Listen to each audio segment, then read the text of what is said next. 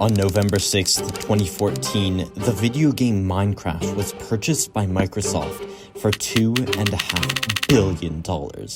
5 years later, Minecraft became the most sold video game of all time, and it's had a long and complicated history. Join me as we explore all of it, Minecraft's most insane accomplishments, how it almost died, how it got revived, and what makes it the greatest video game of all time.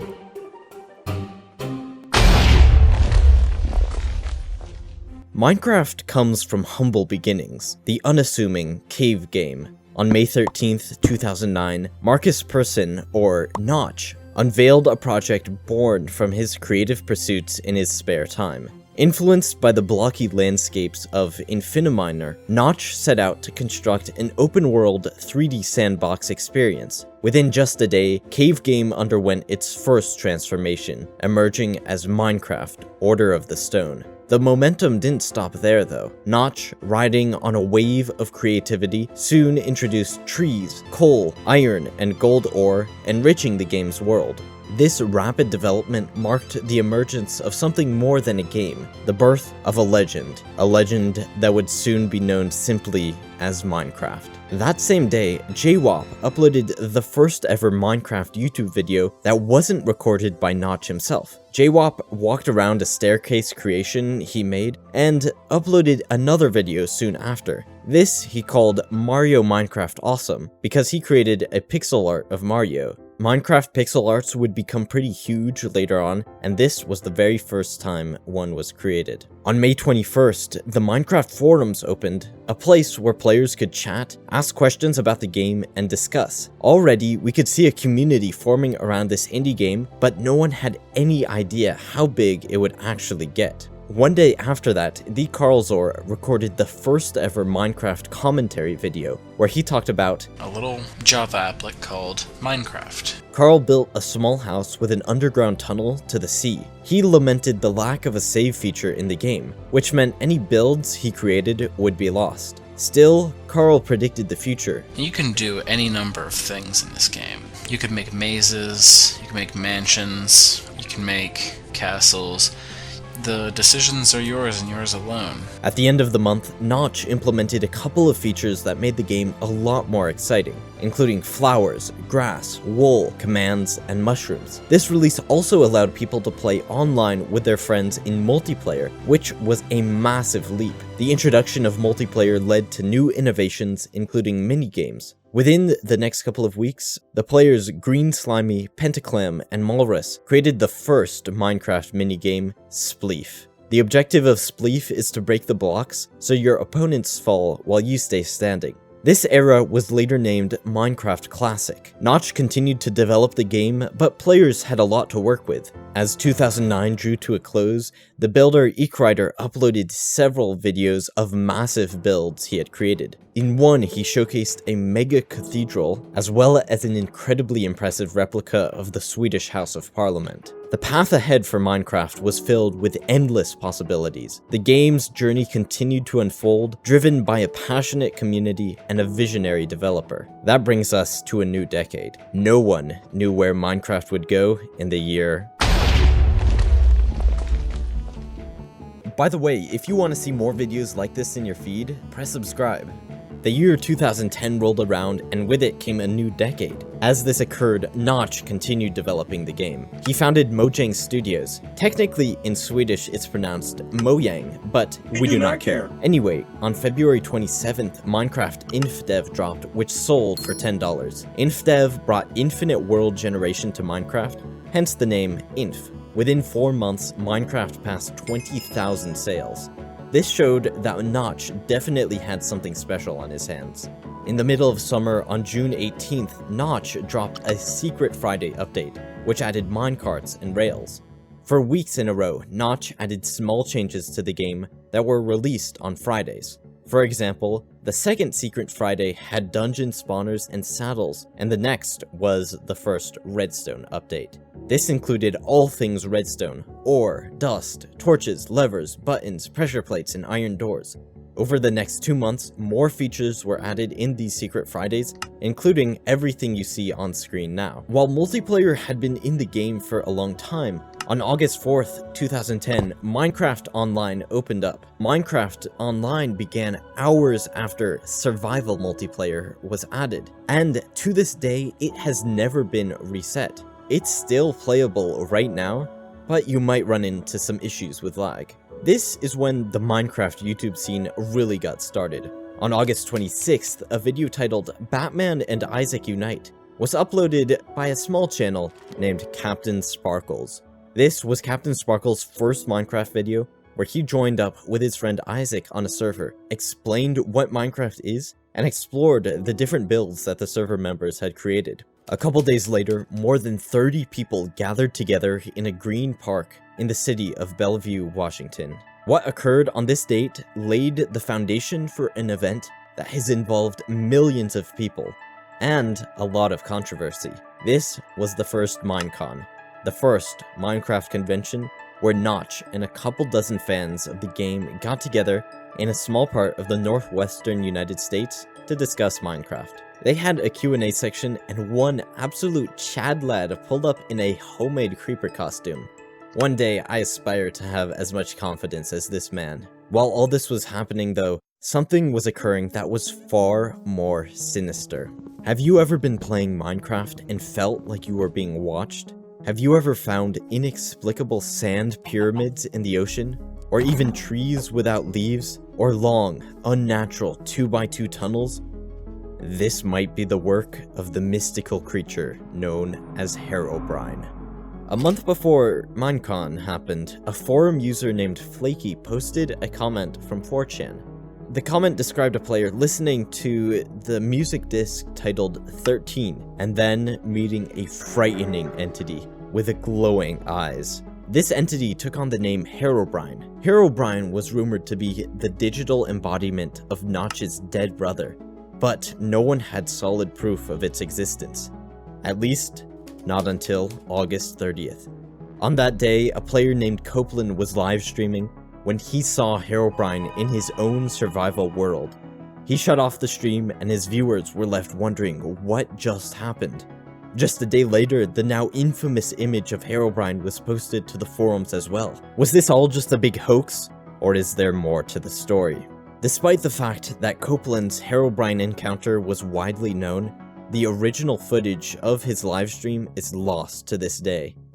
That can mean only one thing. There is a dark plot at work. After this, Mojang claimed to have removed Herobrine from the game in patch note after patch note after patch note, but there was never any evidence of Herobrine's existence in the code to begin with. What's going on?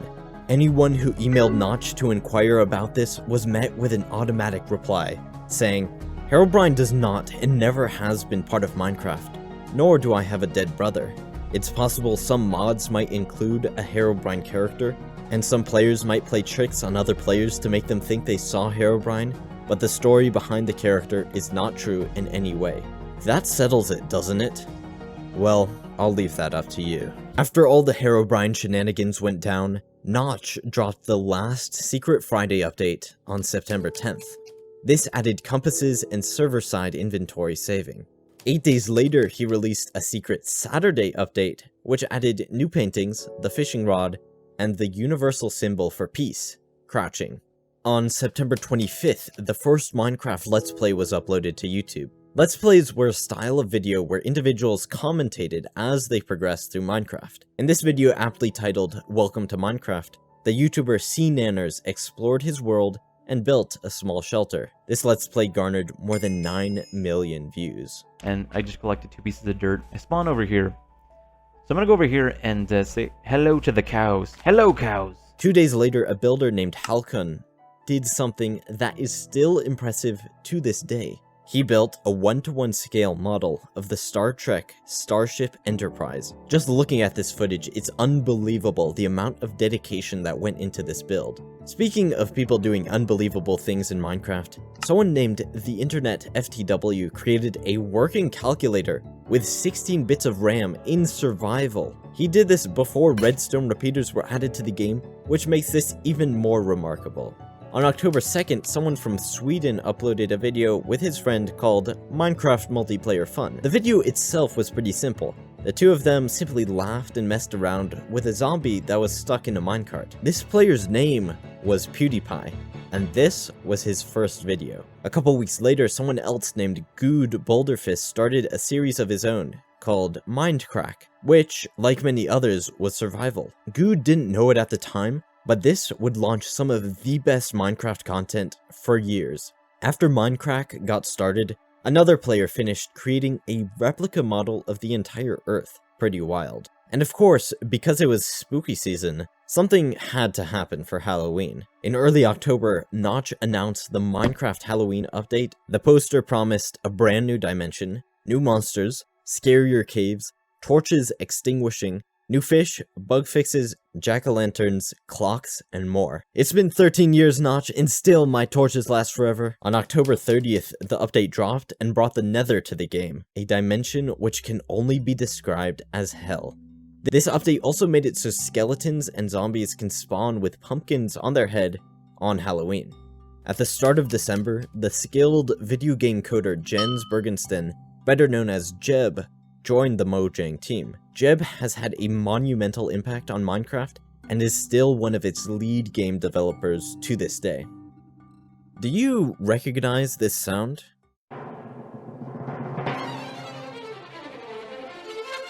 Hooray, Minecraft! This is from the first Minecraft multiplayer Let's Play from Lewis and Simon, better known as the Yogscast. Today, this video sits at more than 18 million views, and the Yogscast ran the most popular Minecraft series for a long time. Right when Lewis and Simon got started, 4 days later, Good Boulderfist started Season 2 of Minecraft on a new world and made a pivotal change that had profound effects he couldn't have predicted at the time. He invited some friends. While Minecraft was getting tons and tons of sales and becoming incredibly popular, there were some that simply couldn't buy it. Maybe they were children and their parents didn't want to dish out a credit card for some random video game, or they simply didn't want to pay. Because of that, a number of websites popped up with pirated versions of Minecraft. By far, the most popular of these was minecraftforfree.com. The domain was registered on December 9th, 2010 by a guy named Dylan, and it was a fully playable version of Minecraft within the internet browser. How is this possible? Well, actually, for a while, Minecraft could be played through one's own browser totally legit. This was done by logging into the official Minecraft.net website, but that internet capability made it trivially easy to create clones of the full version of the game. All one needed to do is copy the code, remove the paywall, and then connect it to one's own website. The story of Minecraft for free ended in one of the craziest ways possible, and it involved a 3v3 tournament against Notch himself. But that wouldn't happen for another couple of years, during which time Minecraft for free illegally operated. On the topic of sus occurrences, about 2 weeks after this, a couple friends, including Housemaster and George Bush 420, created a server of their own called 2 Builders 2 Tools, what's now the oldest anarchy server in Minecraft. 2 Builders 2 Tools, or 2B2T, was modeled after a Gary's Mod server that George Bush and House had previously run. The rule of that server was there are no rules, and translating this into Minecraft meant anarchy.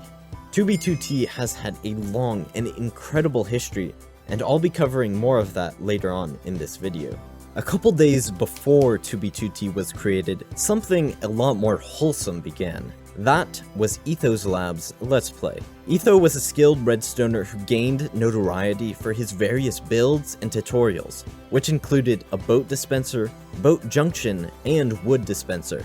On December 17th, Etho uploaded a video titled, "It Begins." He could not have described it better. Etho's Let's Play is the longest running Minecraft Let's Play to date, and right now it has more than 580 episodes. Right around this time, Mojang released Minecraft Beta 1.0. This added throwable eggs to the game and doubled the price from $10 to $19.5. 2 days after that, the last update of the year dropped, Beta 1.1. This made Leaves Decay. Just as players were coming to grips with these new features, the calendar turned a page, ushering in a time of greater creativity and expansion in 2011. Picture this, the year is 2011. After a long day at school, you walk home, daydreaming about what you're going to build on your favorite Minecraft server. Once you grab a warm cup of hot chocolate, you log on to the game only to find your house destroyed. It's covered with lava, and is practically unrecognizable. That's what happened to players on the Space Monkey server and many others. The group of gamers known as Team Abolition was dedicated to the art of griefing. Griefing is the act of ruining someone else's base or build without their permission. Team Abolition's first victim was the Space Monkey server, which they griefed on the 9th of January 2011. They became so notorious for joining random servers and causing chaos that even mentioning the Team Abolition name in chat was enough to get you kicked from many servers. On January 13th, Mojang released update beta 1.2, which added all of this. Less than a week after that, a skilled redstoner named Sethbling uploaded his first video to YouTube. Welcome back, Sethbling here. He showcased an advanced minecart build and continued to make redstone builds and tutorials, and eventually became one of the most prominent YouTubers in all of Minecraft. The next day, another highly technical individual did something very, very impressive. His name was Nate Viniconis, and he somehow brought his cat into Minecraft. Nate hooked up his Xbox Kinect to the game, and through some digital wizardry, was able to mirror the image the Kinect was capturing within Minecraft. I can hardly wrap my head around how this is even possible. In the middle of February, a YouTuber named ChimneySwift11 uploaded the first video in a long-running series he called The Minecraft Files, where he built a Pueblo home. Soon, Beta 1.3 released, adding beds and repeaters to the game, which made it significantly easier to make large-scale redstone builds. As March rolled around, 3 magnificent things were added to Minecraft. The first was called Minecraft, the second was called Clark, and the third, Sweden. Yeah, I'm talking about the music. The incredibly talented music producer Daniel Rosenfeld, better known as C418, created several soundtracks that were brought into Minecraft. While many video games play music for certain levels or distinct events like the boss fight, Minecraft did something different. The songs came on at random intervals. If you had a childhood that was anything similar to mine, I would encourage you to do the following. The next time you're up late and it starts to rain outside, boot up the Minecraft soundtrack and just listen. Wait for the memories to come back to you. Thanks, C418. The game wouldn't be the same without you. Now, while Notch claimed Minecraft generated infinitely, this isn't entirely true. The Minecraft world is too large for anyone to ever run out of room, but it does have a limit. If a player travels too far from their spawn point, their world actually starts to break down. If, for instance, you manage to walk exactly 12,550,824 blocks, you would discover the Far Lands. The Far Lands are unnatural terrain generation that mark the edge of the known world. Something called Perlin noise is the reason the Far Lands generate at exactly that distance. Perlin noise is used to make random generation look more smooth, which Notch did, making Minecraft worlds appear more natural. The Perlin value Notch used for Minecraft is 171.103. Multiply that by 12,550,824, and it's the 32-bit integer limit. So, because the noise value increases every block away from spawn, at 12 million blocks, world processing breaks down. A small Let's Play YouTuber named Kurt J. Mack heard about the Far Lands and decided to try reach them in survival Minecraft. But he had no idea how daunting of a challenge this would actually be. Kurt titled his series Far Lands or Bust, set out from his home, and started the long journey. What's crazy is he did this in Minecraft before sprinting was even added. 3 days later, Beta 1.4 dropped with wolves, cookies, and a new logo for Minecraft. This update also had a bug that allowed players to place blocks like flowers and cacti in places where they weren't supposed to be.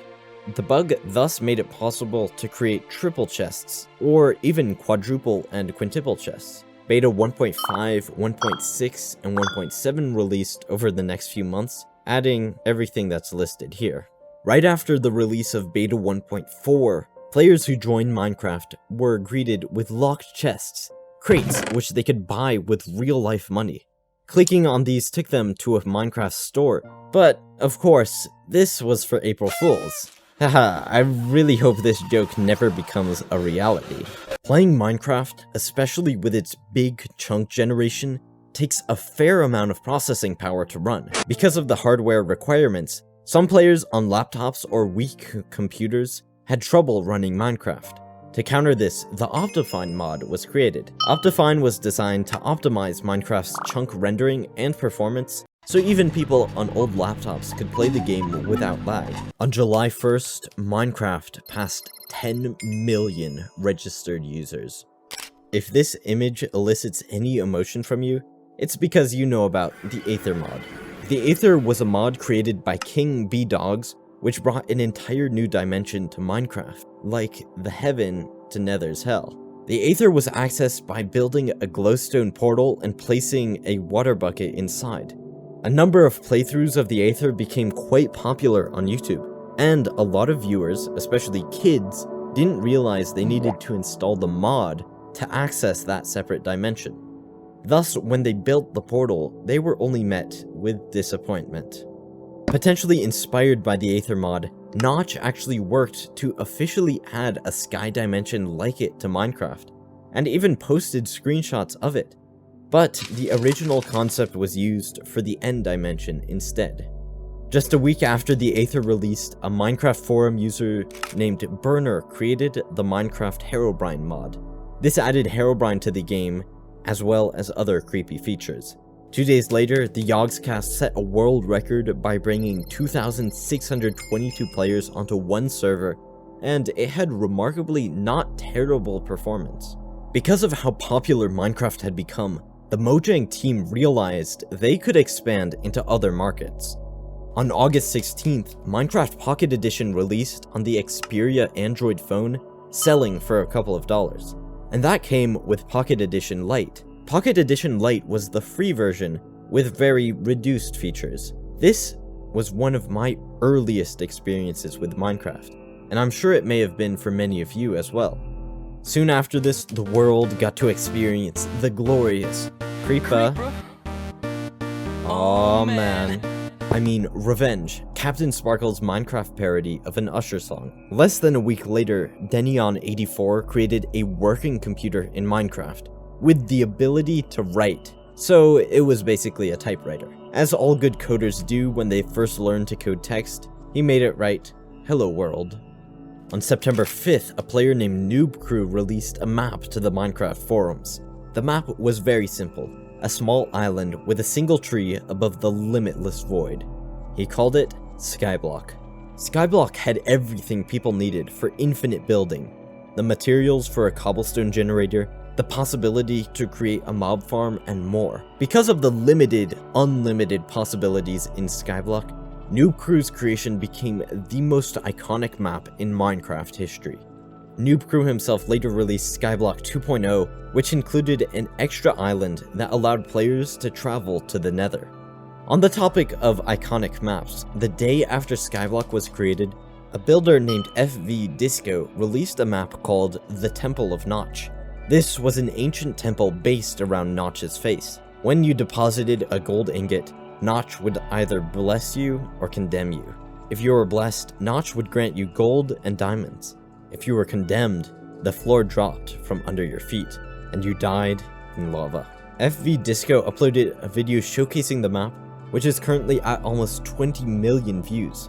One comment says, "Trying to find this, Herobrine, and building the Aether portal without actually installing the mod were the top 3 disappointments of video game history." On September 14th, the Adventure update dropped, which was the most controversial update Minecraft had seen. The Adventure update added Endermen, villages, strongholds, melon, caves, spiders, swamps, more structures. Creative mode was officially added in this version, but it had been added and removed a couple times before this, and the hunger system. The reason why the adventure update was so hated was partly because of the hunger system, and partly because of the New World generation. Notch smoothed out generation, but he may have made things a little too smooth. For this reason, there's a group of players who play beta 1.7.3, the last update before these changes were added. That group is active even today. With the adventure update, Etho decided to make a new world for his Let's Play, and that's the same world he's currently playing on now, more than 12 years later. A couple days after that, Etho played a minigame called Race for the Wool with the Minecraft squad. This game was created by Vex, and the objective was to get to the wool on the other side of a long map. These minigames were popping up left and right, and really showed how creativity can be expressed within Minecraft. The latter part of 2011 was huge for the game. Not only was the game released on other platforms like Android and iOS later on, but on November 5th, some dude found a naturally spawning triple chest in his survival world. Nah, that's not what's huge. We had things like the Forge mod loader get released, which made it significantly easier for players to bring mods into the game. One mod that players might want to try was called Elemental Creepers, which a small channel named Ant Venom showcased. That video brought his channel out of obscurity. On this theme, modded Minecraft was becoming quite popular. The Yogscast, for instance, created numerous videos showcasing different mods like this plane and biomes mod. On top of mods and mod loaders, other platforms, and triple chests, there was also Minecon. About halfway through November, Minecon 2011 was held in Las Vegas, Nevada, and it was so much bigger than anything we had seen before. While only a couple dozen people attended Minecon 2010, more than 4,500 people pulled up this year. Beyond that, the announcements were huge. Firstly, Jeb over as the lead programmer from Notch. Within the game itself, enchanting, potions, animal breeding, villagers, mushroom islands, nether fortresses, more nether mobs, snow golems, hardcore mode, and 9 new music discs were added to the game. On top of that, there was also the end. By locating the stronghold and igniting the end portal, players could now face off against the Ender Dragon. Finally, Minecraft had an ending. Everyone who attended Minecon 2011 received a red creeper cape, and this tradition of Minecon attendees getting capes would continue for years. And of course, we can't forget that when Notch pulled the lever, Minecraft officially released. This brought its price up to $26.95, and it's remained near that price even until today. Soon after this, the official Minecraft trailer dropped. Minecraft was now a full, polished game with a beginning, middle, and end. Even though the game was polished, there are always going to be players trying to exploit it. In late December, one of Minecraft's earliest hacked clients appeared. This was Notice, a cheat client that allowed the user to activate various hacks like NoFall, Fly, X-Ray, Nuker, and more. On multiplayer servers, hackers possessed massive, unfair advantages over other players. Because of this, a plugin called NoCheat was created to counteract clients like this one. Hacked clients and anti-cheat systems have been at war back and forth ever since. Now, as I said, 2011 was a massive year for Minecraft. One major factor driving Minecraft's success was its presence on YouTube. Tons of massive YouTubers got started or really picked up steam this year. SethBling, the skilled redstoner, ChimneySwift11 with his Minecraft Files series, SkyDoes Minecraft uploaded his first videos, Vicstar123 contemplated getting into the game, ASF Jerome, the tutorial channel Magma Moosin, Toby Games, and more. Minecraft continued with its third season with iconic players Nebris, Badge, and BOO. On top of that, the Yogscast kept pushing forward in full force. Tons of different players were making incredible builds, custom maps, creative minigames, and crazy mods, all in this one simple game. If 2011 was a big year for Minecraft, then I don't know how to describe what was on the horizon. A year that would not only continue the momentum, but also catapult the game into even greater heights of innovation and popularity. Welcome to 2012. On January 12th, Mojang dropped update 1.1, adding spawn eggs, beaches, and super flat worlds. In mid-February, Minecraft and Legos officially partnered. This was a pretty obvious move, because Minecraft and Legos are pretty similar in concept. They're both blocky and buildy, and I still remember one of the Minecraft Lego sets I had. Almost a week after that, Good Boulderfist brought a couple Minecraft players together for a minigame he called Ultra Hardcore, or UHC for short. The four of them spawned in a world with the goal of killing the Ender Dragon. What made this difficult was the fact that if someone died, they couldn't come back. Not only that, but Good brought in a plugin that disabled natural health regeneration. As a result, the only ways to heal were through golden apples or potions. They ended up getting obliterated by mobs, so they weren't successful in killing the dragon. UHC became a massive deal later down the line though. That same month, the Shotbow PvP server was created. PvP stands for player versus player. Shotbow pioneered the hardcore factions game mode, a more extreme version of the factions game. In factions, players in a multiplayer server are able to claim land and build bases. People are unable to build or break blocks in areas others have claimed, but they can raid them using TNT cannons. So that's factions. But there's two things which made hardcore factions different. The first is deaths till raidable. Every team had a certain deaths till raidable value, so whenever one of their members died, that value would drop. When it got to 0, anyone could enter their bases and steal their items. The second unique feature in hardcore factions was death banning. Whenever someone died, they would be unable to rejoin the server for the duration of their playtime. That means if someone was playing for 3 hours and then died, they'd have to wait 3 hours before they could log in again. If they had survived 3 days without dying and then got killed, they'd be banned for 3 days. This made the game mode super competitive, but also led to a lot of toxicity. On February 28th, the team behind Bucket, a plugin that helps servers run, was hired by Mojang for server software development. This included Dinnerbone, Evil Seth, Grum, and Tag. That means that what Dinnerbone and the boys were doing was so good that the official Minecraft team thought, yeah, you guys should join us.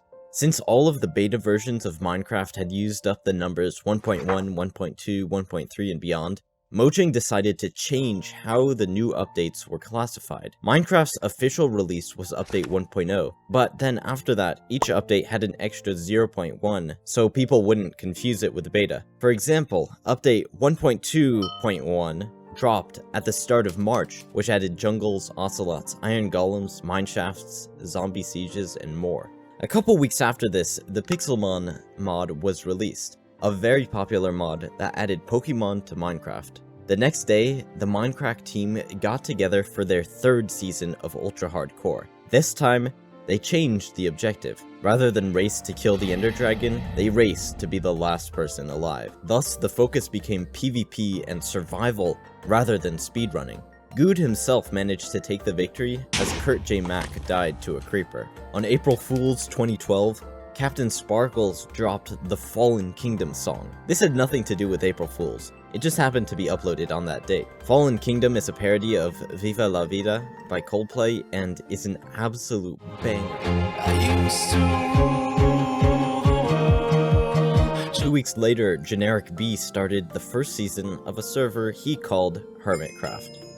It's gonna be the beginning of great things. Only a couple days after that, Aya's Cupquake organized a game mode called Survival Games. This was based on the well-known Hunger Games books and, at this point, movie. In the game, players spawned in a circle surrounding a cornucopia with loot scattered around the map. The goal was to be the last person alive, and Ant Venom managed to take the victory after an intense final battle against Captain Sparkles. Oh! I just won the Hunger Games. Survival Games became one of Minecraft's most popular game modes, and soon after this first event, the MCSG server began. MCSG allowed the general public to play Minecraft Hunger Games on their own without needing to use any server plugins themselves. On the same day Ant Venom won the Hunger Games, the Yogscast played a map that had been released a couple months before called The Dropper. The map had been created by a builder named Bigger. with the goal of jumping through various massive builds to land in water below. A diamond in a chest was hidden on every level, and the Yogscast playing through the map brought a lot of attention to it. Their original dropper video has more than 5.7 million views, and the map itself has been downloaded 2 million times. A day after the dropper released, Element Animation uploaded an Eggs Guide to Minecraft, the first episode in a series of animated comedy Minecraft videos. Your name is Jason. Shut up.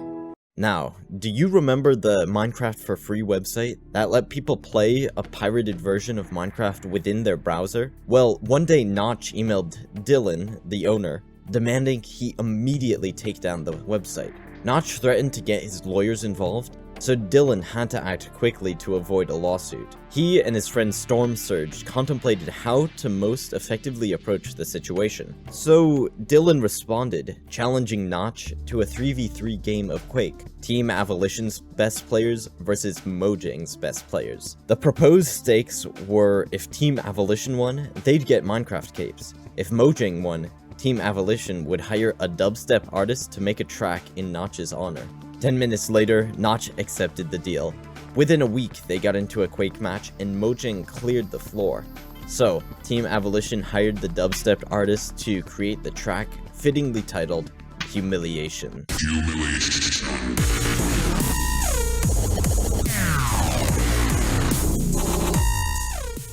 On May 4th, the popular Lucky Block mod dropped. Breaking a Lucky Block could have a bad outcome, a neutral outcome, or a good outcome, and the mod created an insane amount of content where YouTubers implemented Lucky Blocks and other mods into challenge videos. A day later, SethBling released a custom map loosely inspired by Skyblock. He called this Skygrid, where the players spawned in the middle of one block and random blocks around the map spawned in a grid. Because you could jump from block to block and collect all the resources you need, it was possible to beat the game. SethBling was popping off around this time because he soon released a comedy sketch called Bite Size Minecraft. He voice acted as Steve, and Element Animation did the animation. God, just look at him. Yes, very impressive, I think. Before that happened though, Minecraft was officially released on Xbox 360, marking another step for Minecraft domination across every platform. Minecraft YouTube was going strong. On June 29th, Captain Sparkles uploaded his 500th video, in which the builder Topmas renovated his treehouse for his Let's Play series. That same day, a map creator named Hypixel constructed a minigame called The Walls, where 4 players spawn in 4 separate quadrants. After 15 minutes, the walls dropped and players fought. I wouldn't be surprised if you were, as a kid, scared by the video I Found Herobrine Minecraft Pocket Edition. The user Space Waffle brought Herobrine into Minecraft Pocket Edition and had a crazy reaction to troll people.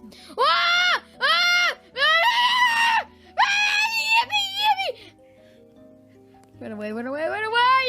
Israel! The reason I wouldn't be surprised if you got scared by this is because the video has more than 70 million views. When August came around, so did update 1.3.1, which added villager trading, emeralds, jungle and desert temples, ender chests, god apples, and adventure mode. Adventure mode helped map creators out a lot because it made it so players cannot break blocks unless specifically whitelisted to do so.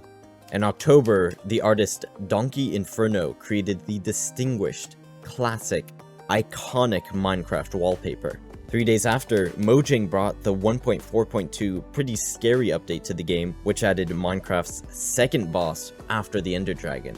This was the Wither. Spawned in with soul sand and the rare Wither skeleton skulls, the Wither is a powerful enemy that, if it be slain, will drop a Nether star. Nether stars are the main part of the crafting recipe of the newly added beacon.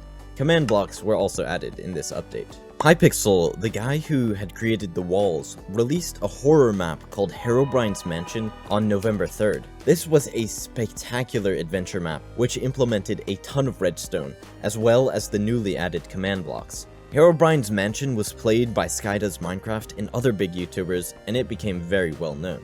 At the same time, Bajan Canadian started a 1-month Hunger Games challenge, where he'd play and upload Hunger Games videos every day for a month. Pretty simple. He ended up doing this for much longer than a month and got really popular from it. On November 24th, Minecon 2012 was held in Disneyland Paris, and this announced the Java 1.5 Redstone update. Like Minecon 2011, this event had 4,500 attendees. It also featured the Minecraft team, a costume contest, a panel with Captain Sparkles, and more. The cape was a golden pickaxe on a blue background. In early December, a prominent member of the Hermitcraft server, Void, created a minigame called Rush. Years later, innovations on the Rush game mode, which Isuma also called Bed Wars, became one of Minecraft's most played minigames. 5 days later, an animated YouTube video was posted depicting Minecraft Monster School. I don't know what's going on here, and I don't want to know what's going on here.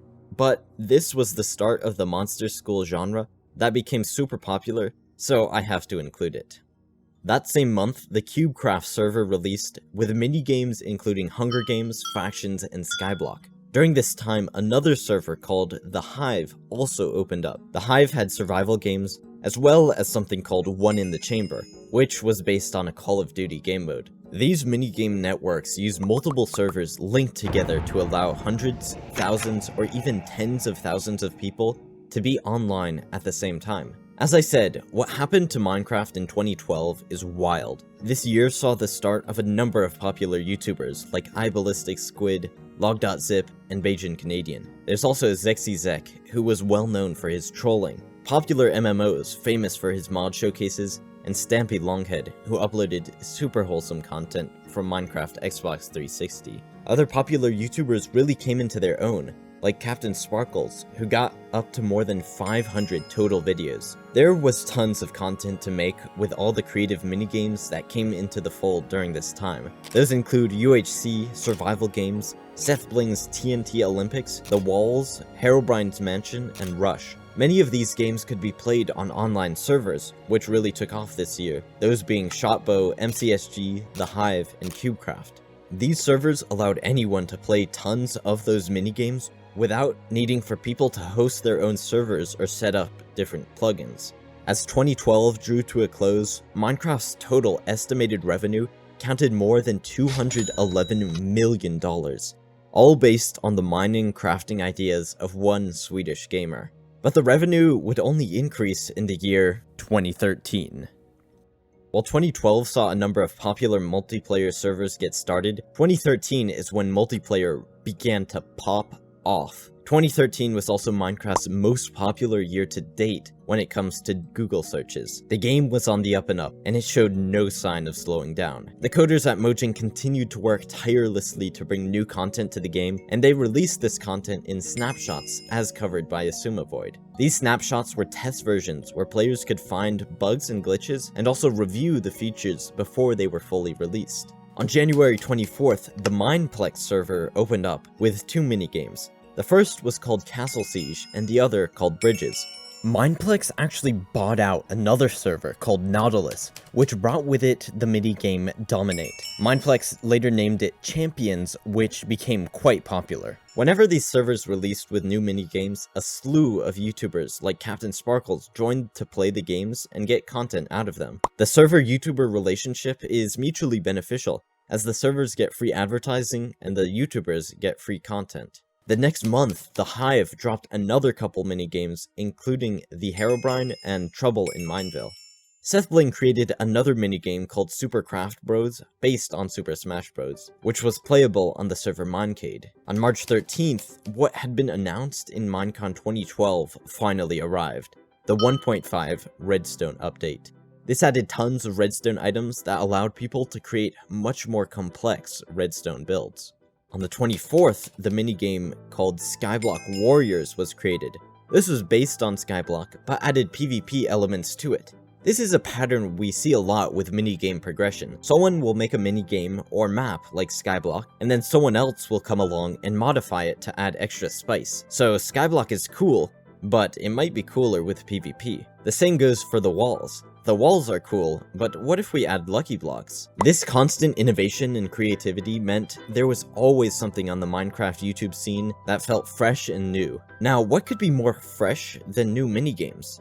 How about an entire new game to begin with? On April 1st, 2013, Mojang announced Minecraft 2.0.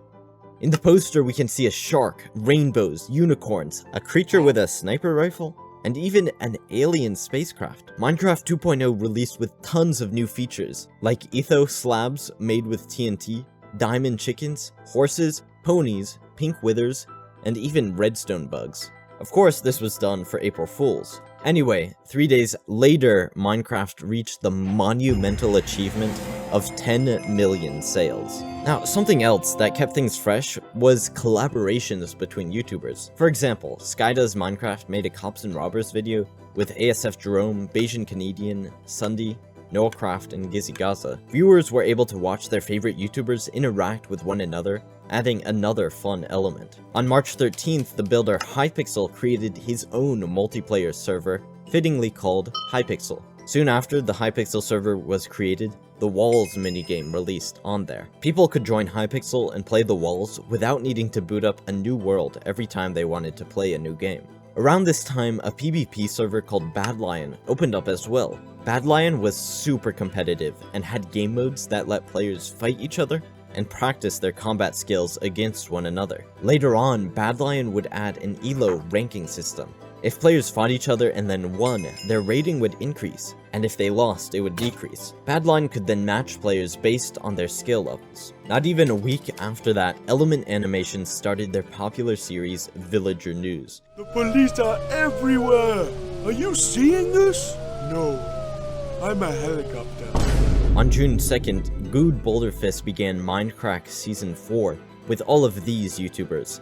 And just 2 days after that, the same group hosted their 11th season of Ultra Hardcore. The Minecraft team brought in a special guest. See a name tag right away. It's Dinnerbone. Uh-oh, it's Dinnerbone.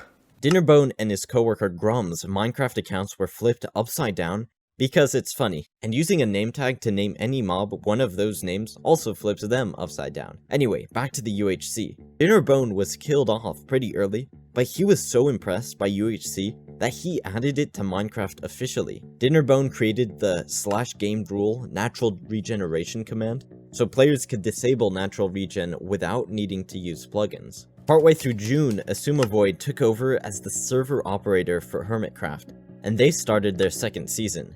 One notable player who joined is someone you might be familiar with, the Redstone genius Mumbo Jumbo. On July 1st, the 1.6.1 horse update added horses, leads, coal blocks, and carpets to the game. A couple weeks after that, a YouTuber called the Camping Rusher played on a prison server. Prisons is a game mode where everyone is trapped and forced to mine large chunks of blocks where they can earn money and access better mines. The next month, the Camping Rusher started his own server called the Archon, with factions, prisons, and skyblock. This wouldn't be the last time a YouTuber would start their own server in order to capitalize on their audiences. A little bit before that, though, the builder Rigolo created the incredibly massive Imperial City. This map was downloaded more than 1 million times because of how crazy it is. In August, Mindplex released One in the Quiver, which was a ripoff of The Hive's One in the Chamber, which was a ripoff of Call of Duty's One in the Chamber. Less than a week after that, Hypixel released Vampire Z. Vampire Z is a game mode where players and vampires face off against one another. With their new minigames, Hypixel was becoming very popular, as 9 days after that, they hit 10,000 concurrent players. While that was happening, Captain Sparkles uploaded the sequel to Fallen Kingdom, an original song called Take Back the Night. The song was written and performed by Tryhard Ninja, and the music video was animated by Slamacow. Like Fallen Kingdom, this one's a banger. In early September, one YouTuber named DanTDM created this lab. Both the lab and DanTDM became iconic for his mod showcases. He started out with a special spider mod and ended up making hundreds of mod showcases. Halfway through the month, Mindplex released the Dragon Escape parkour minigame. Only a few days after that, Bayesian Canadian, ASF Jerome, and Pizza Hut announced their new server called The Nexus. These servers and minigames were really popping off. SethBling created Build Battle and joined the Mindcrack SMP in early October. Later that month, update 1.7.2 dropped, titled The Update That Changed the World. This added 11 new biomes to Minecraft, including the Mesa and Mega Taigas. Soon after that, Mojang hosted Minecon 2013 in Orlando, Florida. More than 7,500 people attended, and they all received a piston on a green background cape. This event is also the origin of the glorious clip. Next question on this left side. I was wondering, what's the recommended amount of dedicated RAM I should have to a server? So, I mentioned that the Yogscast did the dropper back in April of 2012. It took them 6 episodes and close to 2 hours to complete the whole map. 19 months later, the speedrunner Illumina did it in 6 minutes, 48 seconds. 2 days after that, 17 new music tracks were added to the game. These were split across the main screen, creative mode, the Nether, the end, both during the Ender Dragon fight and after, as well as during the credits. C418 was able to capture the atmosphere of each of these situations perfectly. The creative mode music is upbeat and imaginative, while the music for the Nether is empty and desolate, reflecting the loneliness of that dimension. Finally, there's the music for the Ender Dragon. Rather than have typical boss music, C418 played sections of all the Minecraft soundtracks, with them getting more and more distorted. That is something unique to Minecraft and makes the end fight a little sad and nostalgic rather than triumphant. There are Easter eggs hidden within this music and elsewhere in the game, and some of those were showcased by the YouTuber CubFan135. He uploaded the first video in his popular series, Things You Possibly Didn't Know About Minecraft, on November 25th. The next month, Minecraft released on the PlayStation 3, and 2 days later, Mojang released Minecraft Realms. Realms are an easy way for people to have their own Minecraft servers that are built into the game itself. There's no need to use a third-party host to bring your server up. Minecraft will do all that for you if you pay the fee. Minecraft was bigger than it had ever been in 2013. There were more searches for the game than ever before, and the influence of YouTubers on this cannot be overstated. Minecraft YouTubers were bringing in millions and millions of new viewers to the game, who would then go out and purchase it for themselves. That exactly described my situation. I watched tons of Minecraft videos before my parents purchased the game for me. These videos generally can be placed into a couple of categories. The first was Let's Plays, both vanilla and modded. For instance, Lachlan and Preston Plays began a Let's Play with the mod pack Crazycraft towards the end of the year. There's also map playthroughs like The Dropper and Seth Bling's Pile of Bodies. Then we have custom minigames such as Seth Bling's Death Swap or Build Battle, then survival multiplayer servers like Minecraft and Hermitcraft. Also in the multiplayer scene are online multiplayer games such as the Hunger Games and Factions. This was a time of creation and competition, of building and battling, but could that be topped in the next year of 2014? Compared to previous years, not so much happened in 2014 in the realm of game updates. There was only one big update to Minecraft, but the game itself made headlines with something that happened in the realm of business negotiation, for one simple reason. Well, actually, for 2.5 billion reasons. Minecraft's Google Trends popularity was slightly lower than its peak in 2013. That being said, there's no question that millions of people were still playing the game and watching it on YouTube. For example, Seth Bling celebrated 1.5 million subscribers in February 2014 with a map he called 15 Seconds. On March 9th, a Japanese speedrunner named Taro Kitchen killed the Ender Dragon in 45 minutes, 7 seconds, setting a world record. Not many people had tried to speedrun Minecraft before this, but Taro Kitchen marked the first step in a massive, massive wave that wouldn't crest for another 8 years. Taro Kitchen himself had his spot overtaken by another runner, but later this year he reclaimed that record. Also in March, Bad Lion dropped its own ultra-hardcore game mode. Up until this point, players were forced to organize their own UHCs by inviting participants days in advance on the forums and on Reddit. But Bad Lion cut out the middleman and did so with massive success. Bad Lion was somehow able to efficiently bring in several hundred players into one server at a time, with minimal lag, all playing the same UHC. Like its PvP scene, these UHCs became incredibly competitive. During this time, 2 classic animated videos dropped, those being Slamacow's Witch Encounter and Element Animation's Creeper Rap. Element Animations are the guys behind the well-known Villager news series, and on April Fool's 2014, every player changed into a villager, and Minecraft's sound effects were replaced with Villager news sound effects. It's pretty cool that Element Animation's series was so popular that it made it into the official game, albeit for April Fools. On that day, Mojang made a blog post which read, "The long-nosed villagers introduced in Minecraft Beta 1.9 have become sentient. We should prepare ourselves to serve under our new villager overlords." In early May, the government of Denmark had an ambitious idea. What if we remake our entire country in Minecraft? What's surprising is they were actually successful. The server was public and anyone could log on and enjoy it, but the Danish government disabled TNT in order to prevent griefing. Unfortunately, they forgot to disable TNT minecarts, so a bunch of American Minecrafters joined, blew stuff up, and placed American flags everywhere. Suffice it to say, the Danish government did not appreciate this invasion on their sovereign territory and shut down the server. On May 16th, popular MMOs pioneered a new video style that hadn't been seen much on YouTube before, a mod showcase challenge. Pat and Jen spent 15 minutes gathering resources from the Ruins mod, then fought the mutant zombies. This series launched the popular MMOs channel into the stratosphere. Halfway through June, Notch tweeted something that made a lot of people raise their eyebrows. He wrote, "Anyone want to buy my share of Mojang?" Those 7 words changed the course of Minecraft history forever. Notch was feeling a lot of pressure being the head of something so well known.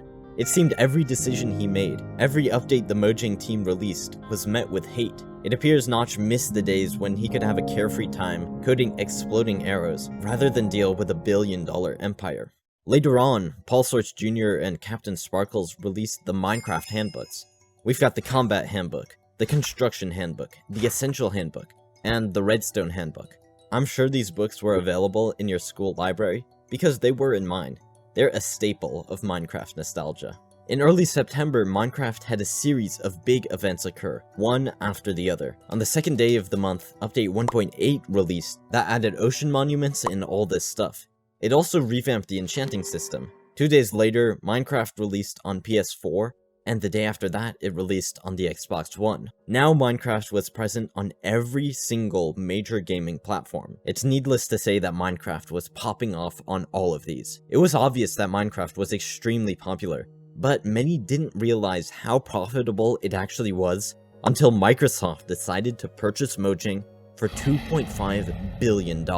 This deal occurred on November 6, 2014, and Notch and some other prominent programmers left Mojang entirely. Notch walked away with over $1 billion in cash, and has since become less and less associated with Minecraft's IP. When Microsoft went through with the deal, it was hard to tell if it would pay off. Still, millions of people were dedicated to the game to an incredible degree. This was true in single-player and multiplayer. Speaking of, because of Badlion UHC's release back in March, a number of players rose to prominence with their PvP skills. One such player was named Huahui, who created highlight reels from his UHC games. Another is X Nestorio. Between these two UHC legends, it was hard to say which of them was better, but on December 7th, the two of them faced off in the middle of a game. This encounter was dubbed the 1v1 of the ages. Dude, so much of the Twitter community is watching this stream. I'm gonna die.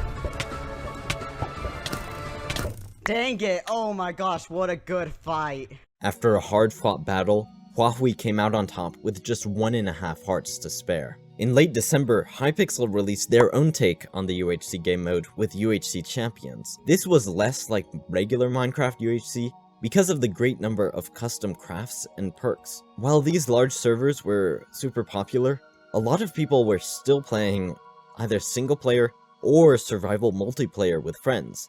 Such is the case when a player named Ragu42 began the Psycraft server, which has since become the most technically impressive Minecraft server in history. But I'll get to them later. On the last day of the year, a wholesome British man named Grian made his first upload. a Minecraft tree building tutorial. Grian flexed his incredible eye for detail with tutorials for buildings of every shape and size. A personal favorite of mine is his Hobbit house. Grian also worked on the builds for an ambitious MMORPG server, Winecraft. This was started by a developer named Salted, who created something unbelievable. A fully playable MMORPG with no mods, only a texture pack, all in Minecraft. Seeing these builds, enemies, and spells makes it hard to believe this is all contained within vanilla Minecraft. This seems like a fully fledged video game. Winecraft was the most played Minecraft MMORPG for the next half-decade. So, 2014, massive year for Minecraft, but less than massive year for Minecraft players. The $2.5 billion Microsoft purchase shook the gaming community, which many people were apprehensive about. They didn't know how Microsoft was planning to change the game, but it seemed, at least for now, that things would stay as they were. Mining, crafting, building, surviving on single player, making mod showcases for YouTube, vibing on multiplayer servers, and creating custom maps. For example, the Diversity 2 parkour adventure map. If people wanted to see what Microsoft had planned, they would have to wait for the year 2015.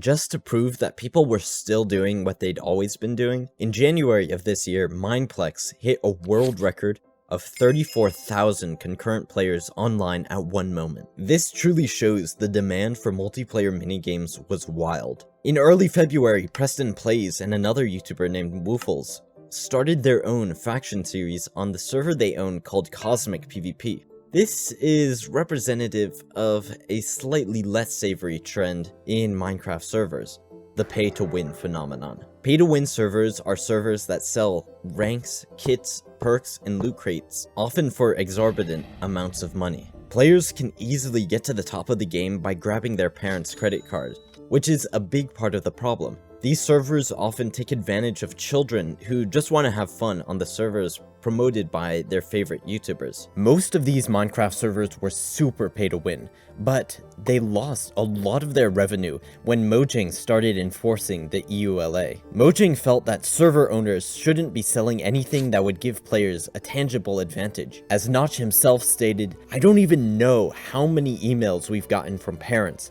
asking for the $100 back that their kids spent on an item pack on a server we have no control over." After this, many servers shifted the way they monetized.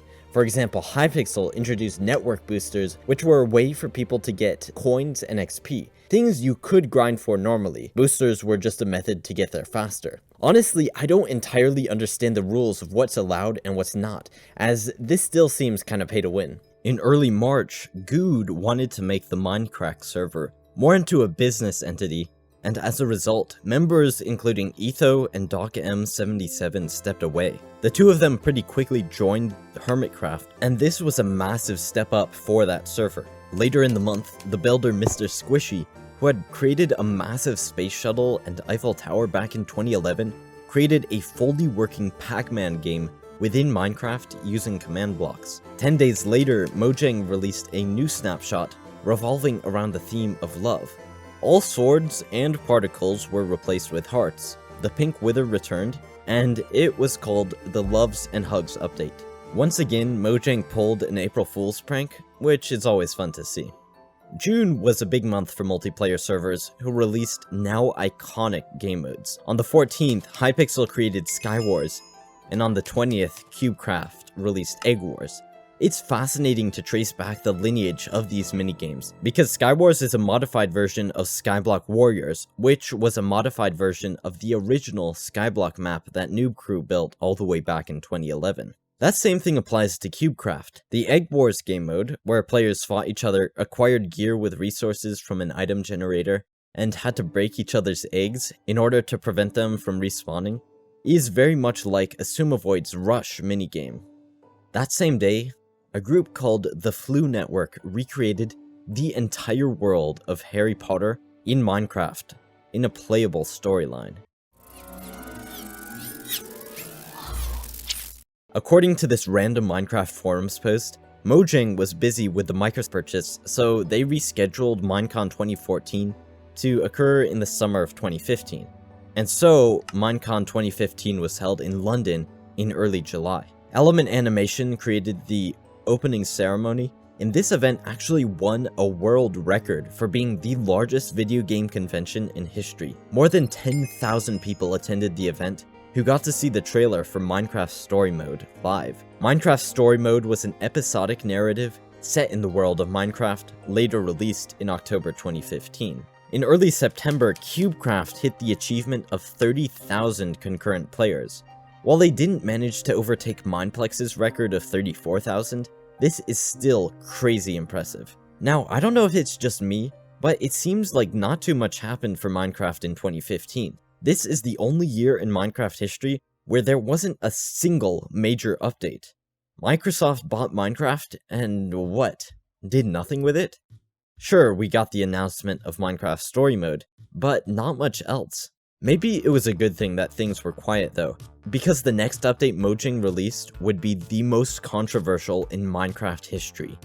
Put on your hazmat suits and join me as we discuss the intricacies and controversies of 2016. Mojang made another big announcement in January 2016, Minecraft Education Edition.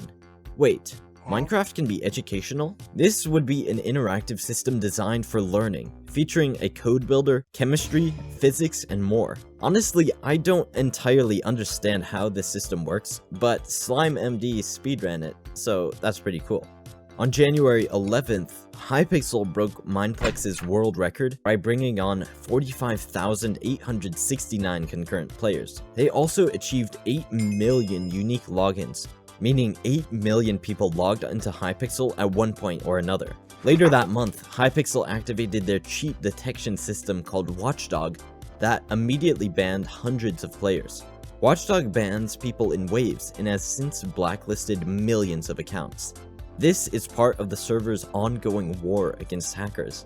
It's during this year that the Vape client released, which became one of the most used ghost clients in the game. Ghost clients are hacked clients that give the players unfair advantages like extra reach or aimbot without getting detected by both cheat detection systems and other players watching. Vape was incredibly customizable and allowed people to hack right up to the edge of what could pass off as legit. People take their Minecraft PvP seriously. Very seriously, especially on servers like Badlion. This meant that when Mojang released the 1.9 combat update, the community was furious. Before we get into why, know that the update wasn't all terrible. 1.9 revamped the Ender Dragon fight, added Outer End Islands, End Cities, and Elytras. It also brought subtitles, igloos, custom arrows, the second hand, new command blocks, and more. The changes to the end were really cool and definitely added a lot of spice to that dimension, but that didn't at all sweeten the poison that was the new combat system. 1.9 fundamentally changed how Minecraft PvP worked. Rather than need to spam click and use an intricate system of fishing rods, eggs, or bows to try put opposing players into hit combos, this new system involved attack cooldowns. Suddenly, axes were the most powerful weapons in the game, and people could make shields? This new shield combat seemed slow and boring, and players were livid. This update caused a fracture that split the Minecraft community in two. Servers such as Mineplex, Hypixel, CubeCraft, and Badlion didn't want to update to the new version because it would mess up their whole system. Even today, Hypixel still runs on Minecraft 1.8.9, a version of Minecraft that's 8 years outdated. People were furious, and they blamed Microsoft. Everyone who had apprehensions about the Microsoft purchase felt vindicated, and they believed this wouldn't have happened if Mojang stayed independent from that behemoth company. Even with all this rage, the combat changes persisted. Minecraft had a lot of big announcements over the next few months. The 1.RV-Pre-1 trendy update dropped for April Fools, which added clout goggles that gave players real vision and allowed people to see the true messages written on signs. They're trying to force you to conform, and you cannot let that happen. At the end of the month, Minecraft Virtual Reality released, and in May, Mojang announced a partnership with the company NetEase to bring both Java and Pocket Edition to China. On May 30th, the UHC YouTuber Mydoza was playing a custom UHC when he hit this viral MLG water bucket clutch. Ow! I'm outie. Pearls don't fall faster. Oh! Just a couple days afterwards, Minecraft hit the monumental world record of 100 million sales. On the same day, the Camping Rusher made a video on 2b2t, the anarchy server that started all the way back in 2010. At the time, 2b2t didn't have too many active players, but this video increased that number to the hundreds. These 2b2 tourists had never seen anything like 2b2t in Minecraft before. The OG player base banded together to try prevent these curious crafters from having fun, and this conflict was dubbed the Fourth Incursion.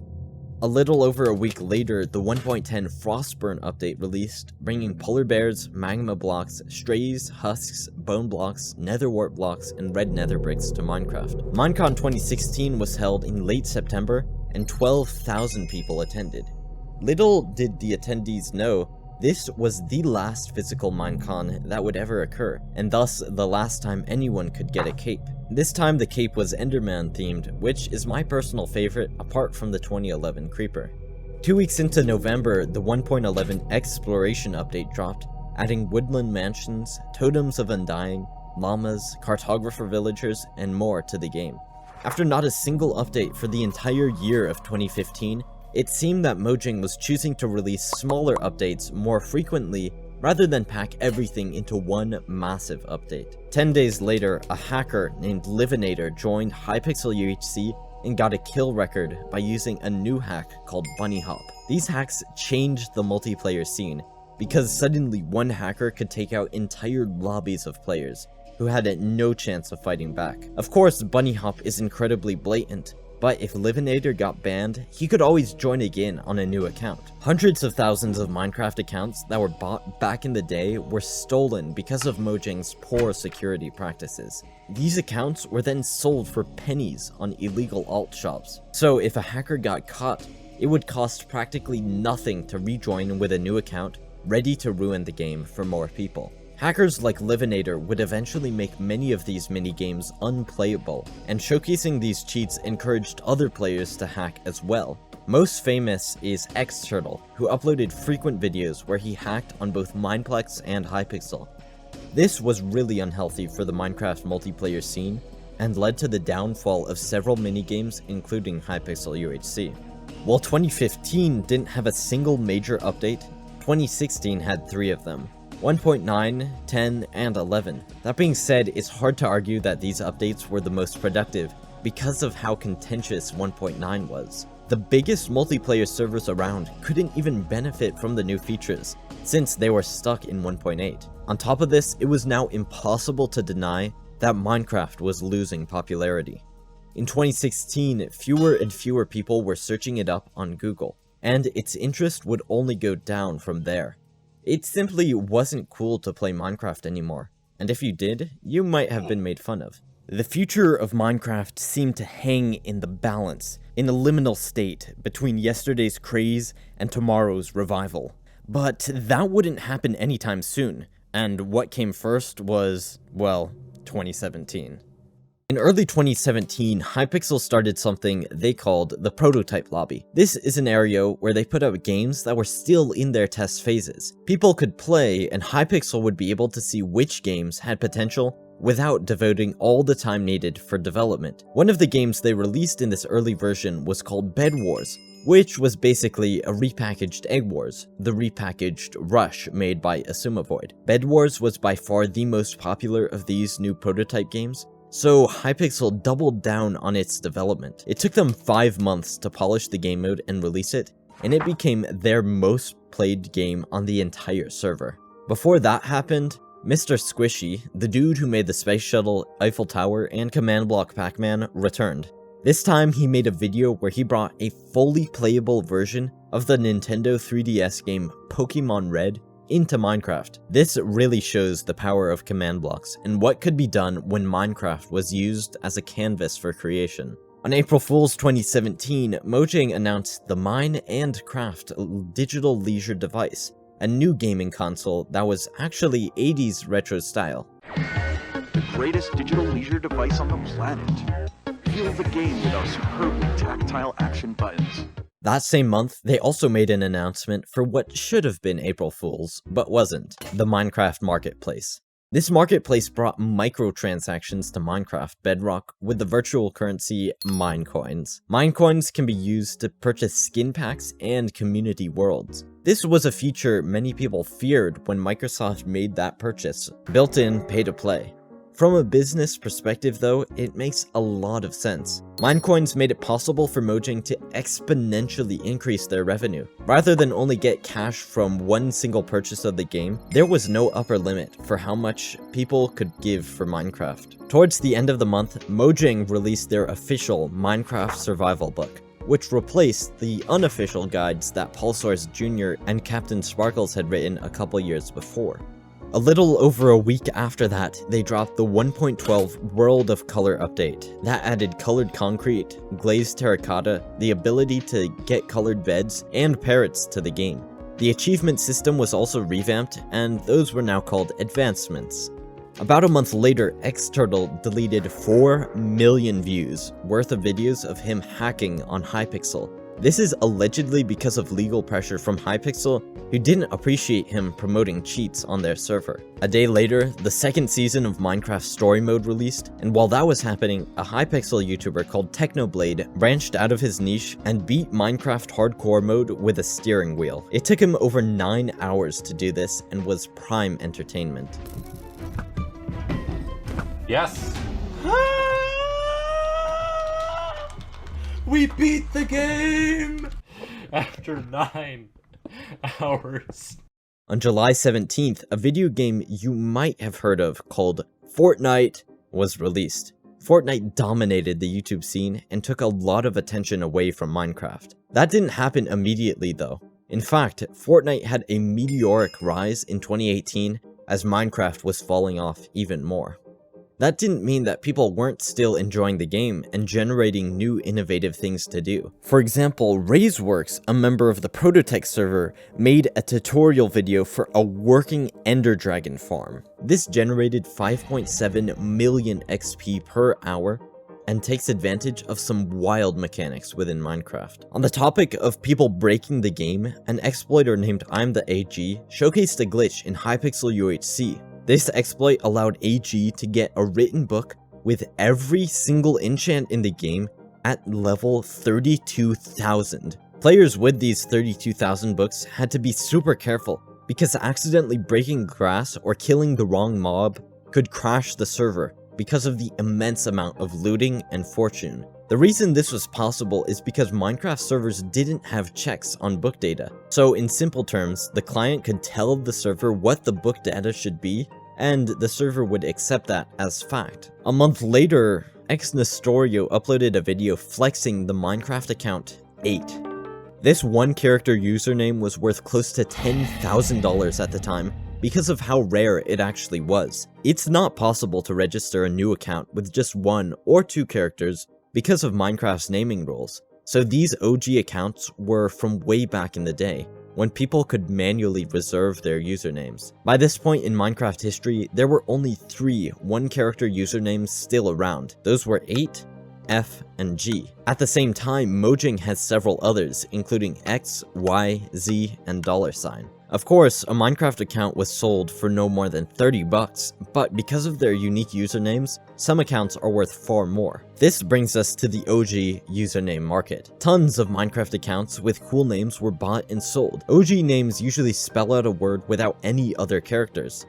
The more common a word and the shorter it was, the more valuable the account. 3-letter names, even those that don't spell anything, are also considered OG because there aren't many of those possible combinations. Another factor which increased the price of an account was its cape. If an account had a Minecon cape or multiple, the account was worth more. That no longer became possible when, rather than have a physical convention, in 2017, Mojang decided to switch Minecon to be a virtual livestream instead. They called it Minecon Earth. This livestream was hosted by Lydia Winters and Will Arnett, and was quite interactive, as it included a mob vote where players could choose between 4 new mobs. The Phantom ended up winning the vote, and a lot of voters may have ended up regretting that decision because of how tedious Phantoms are to deal with. A bit before Minecon Earth took place, Technoblade, the dude who beat Minecraft Hardcore mode with a steering wheel, reached a Bed Wars win streak of 1,000. After that, he kept going. 8 months later, he decided to end the streak with 1,818 wins. Go! 3, 2, 1, jump!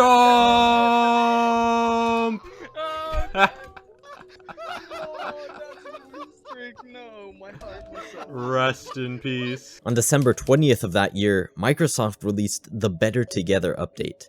This update allowed players on any version of Bedrock to interact and play with one another, regardless of if they were on console, mobile, or even Windows 10. Of course, this didn't have Java compatibility since Java runs on Java and Bedrock runs on C++.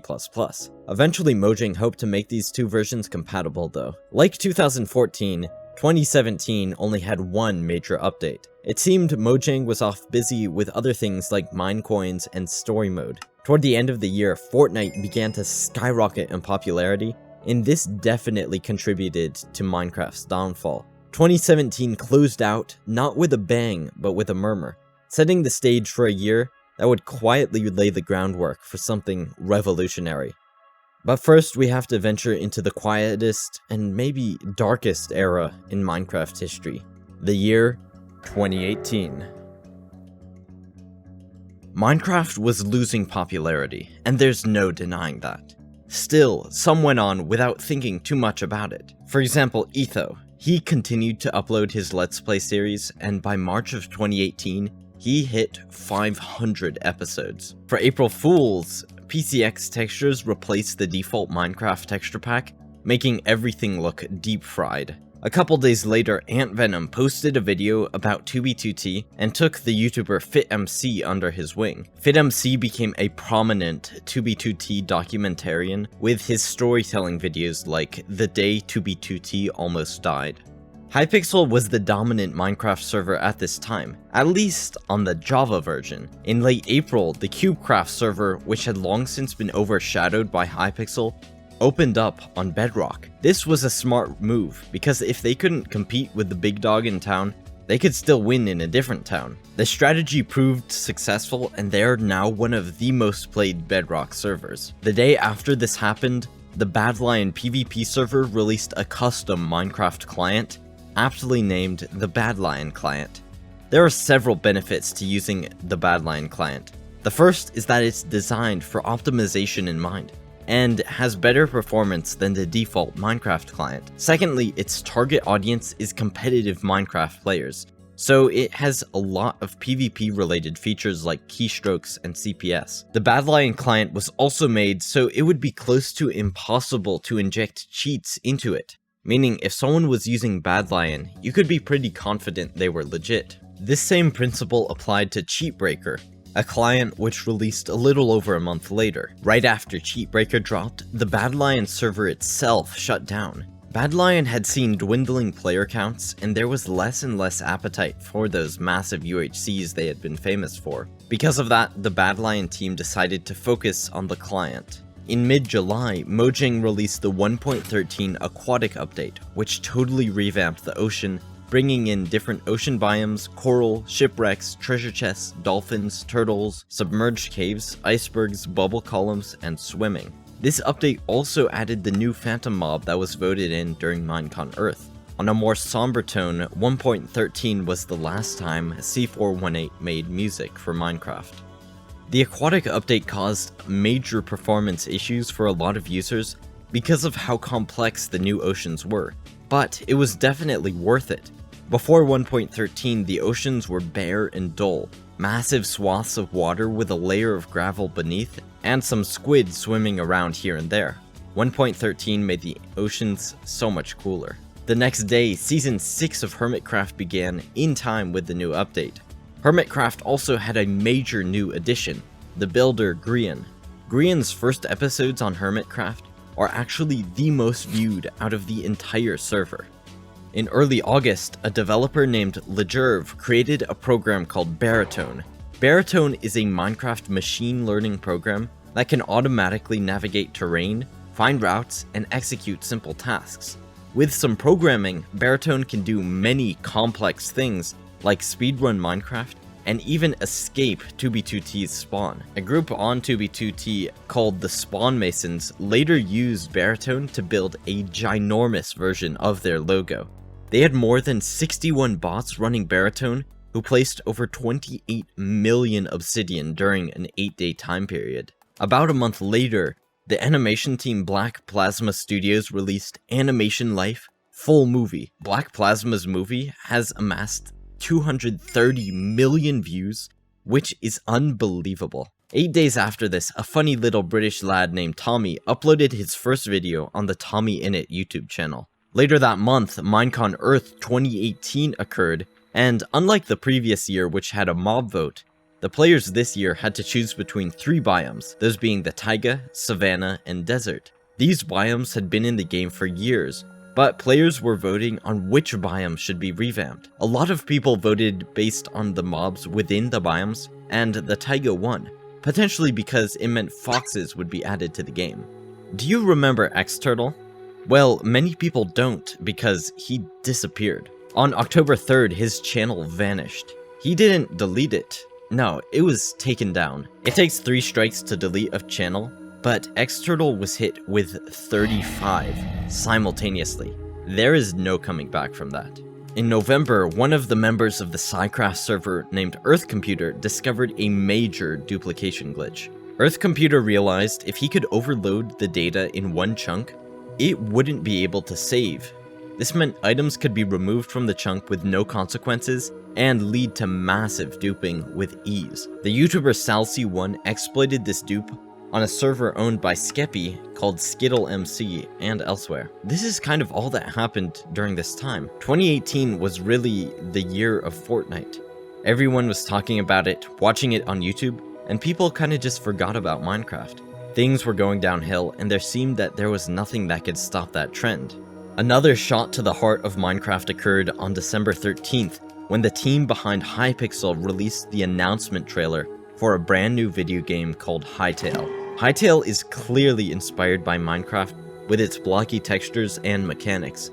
It appears Hypixel made the decision to create their own video game when the will of Mojang conflicted with what Hypixel thought was best for Minecraft multiplayer. The 1.9 combat update is the perfect example of that. Hypixel still runs on 1.8.9, and Mojang could pretty easily add a toggle to the game that lets servers revert to the old combat system. This would mean Hypixel could take advantage of all the cool features added in the years since 1.8, but no, they're stuck back there. However, if Hypixel had their own video game, there wouldn't be any higher authority that might make decisions that severely hurt the server. Hytale's release would strike a major blow to Minecraft, which was already weak because of Fortnite. While Hypixel wasn't scheduled to release for a while, it did not spell good news for Minecraft. That being said, Minecraft's behemoth could not easily be taken down. During the course of 2018, they still earned an estimated $500 million. As for Google, Minecraft had the lowest interest in almost a decade. If this trend continued, Minecraft might die entirely. Despite the staggering earnings and the volume of content, the pulse of Minecraft's vibrant community seemed to be weakening. With interest waning, the future looked uncertain. Minecraft had the chance to fall completely. And yet, the following year would breathe new life into the game, making a comeback in a way no one could have predicted. Come on, let's talk about Minecraft's revival in 2019. Between 2014 and 2018, a lot of Minecraft's original audience grew up. It wasn't cool to play that kid's game anymore, and a lot of people thought it was time to move on. So they did. In what was those middle school years for a lot of us, people would make fun of the nerds who still played Minecraft. The block game became associated with cringy 12-year-olds, but all that changed when Fortnite dropped.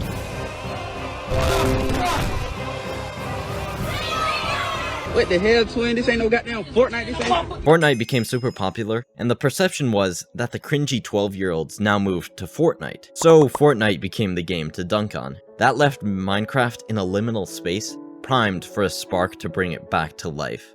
In March, the popular comedy YouTuber Call Me Carson had a revolutionary idea, a Minecraft SMP. But everyone had to be live streaming while on it. He called this SMP Live, and invited his homies JSchlatt, C-Scoop, Joko, 2Mad, and more. SMP Live had a rule that every streamer had to have a hit price. The hit price is the amount of money viewers could donate for that streamer to kill or prank any other member of the server. For example, if C-Scoop's hit price was $50, and someone donated $50 telling him to prank Joko, he would have to do it.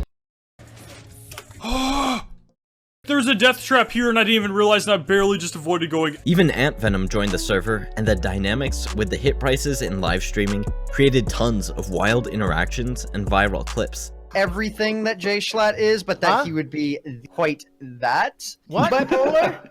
I see you there, and I'm saying it anyways. My childhood hero is just call me bipolar. In front of...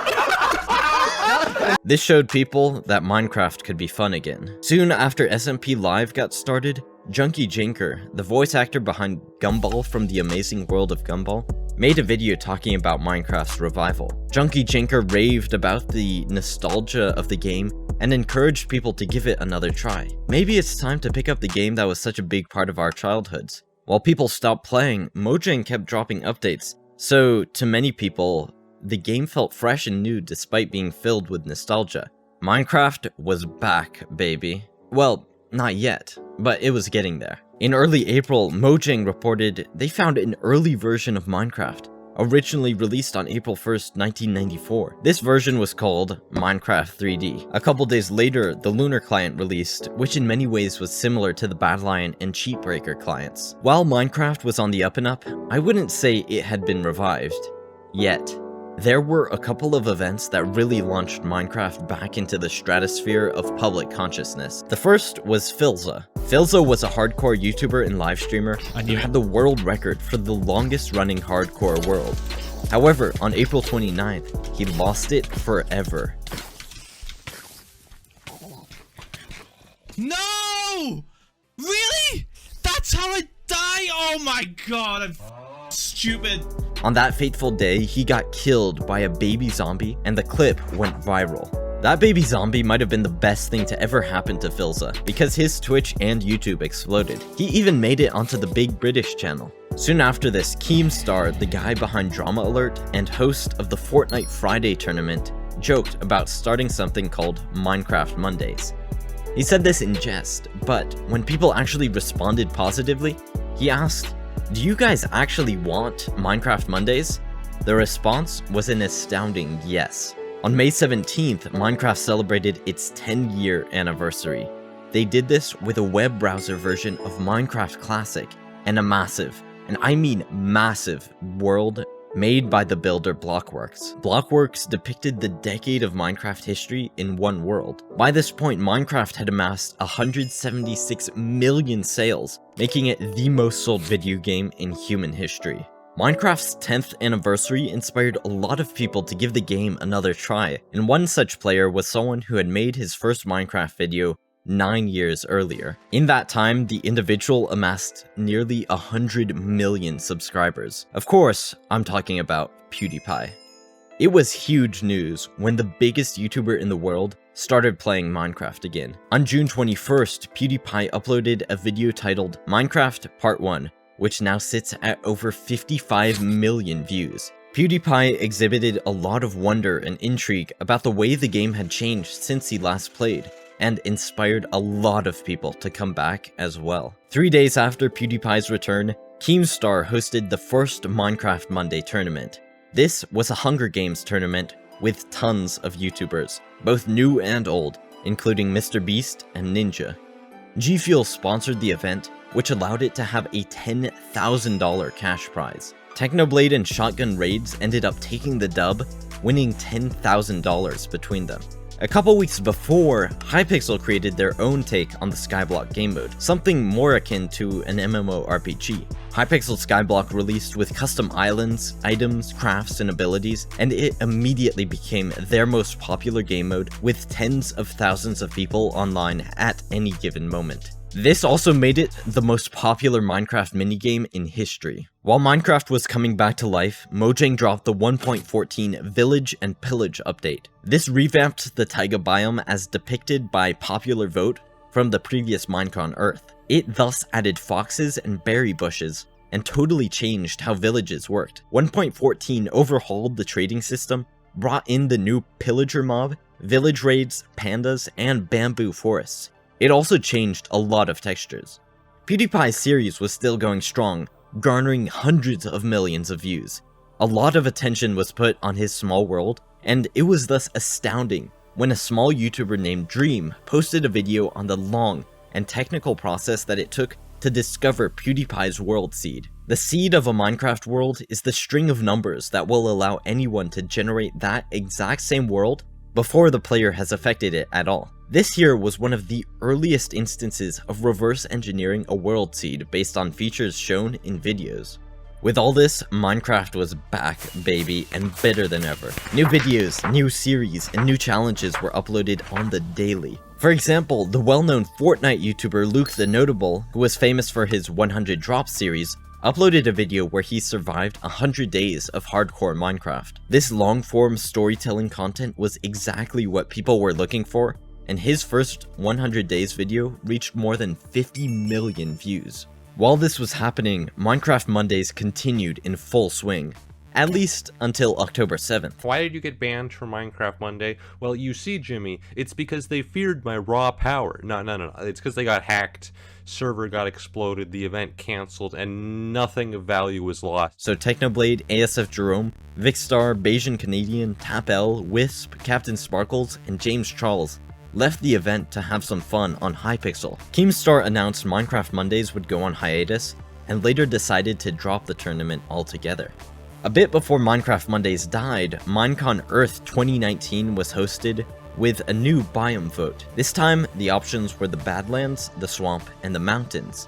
What made this different is that the players were voting on which order Mojang should bring these updates into the game, rather than Minecraft getting one and the rest being left on the cutting room floor.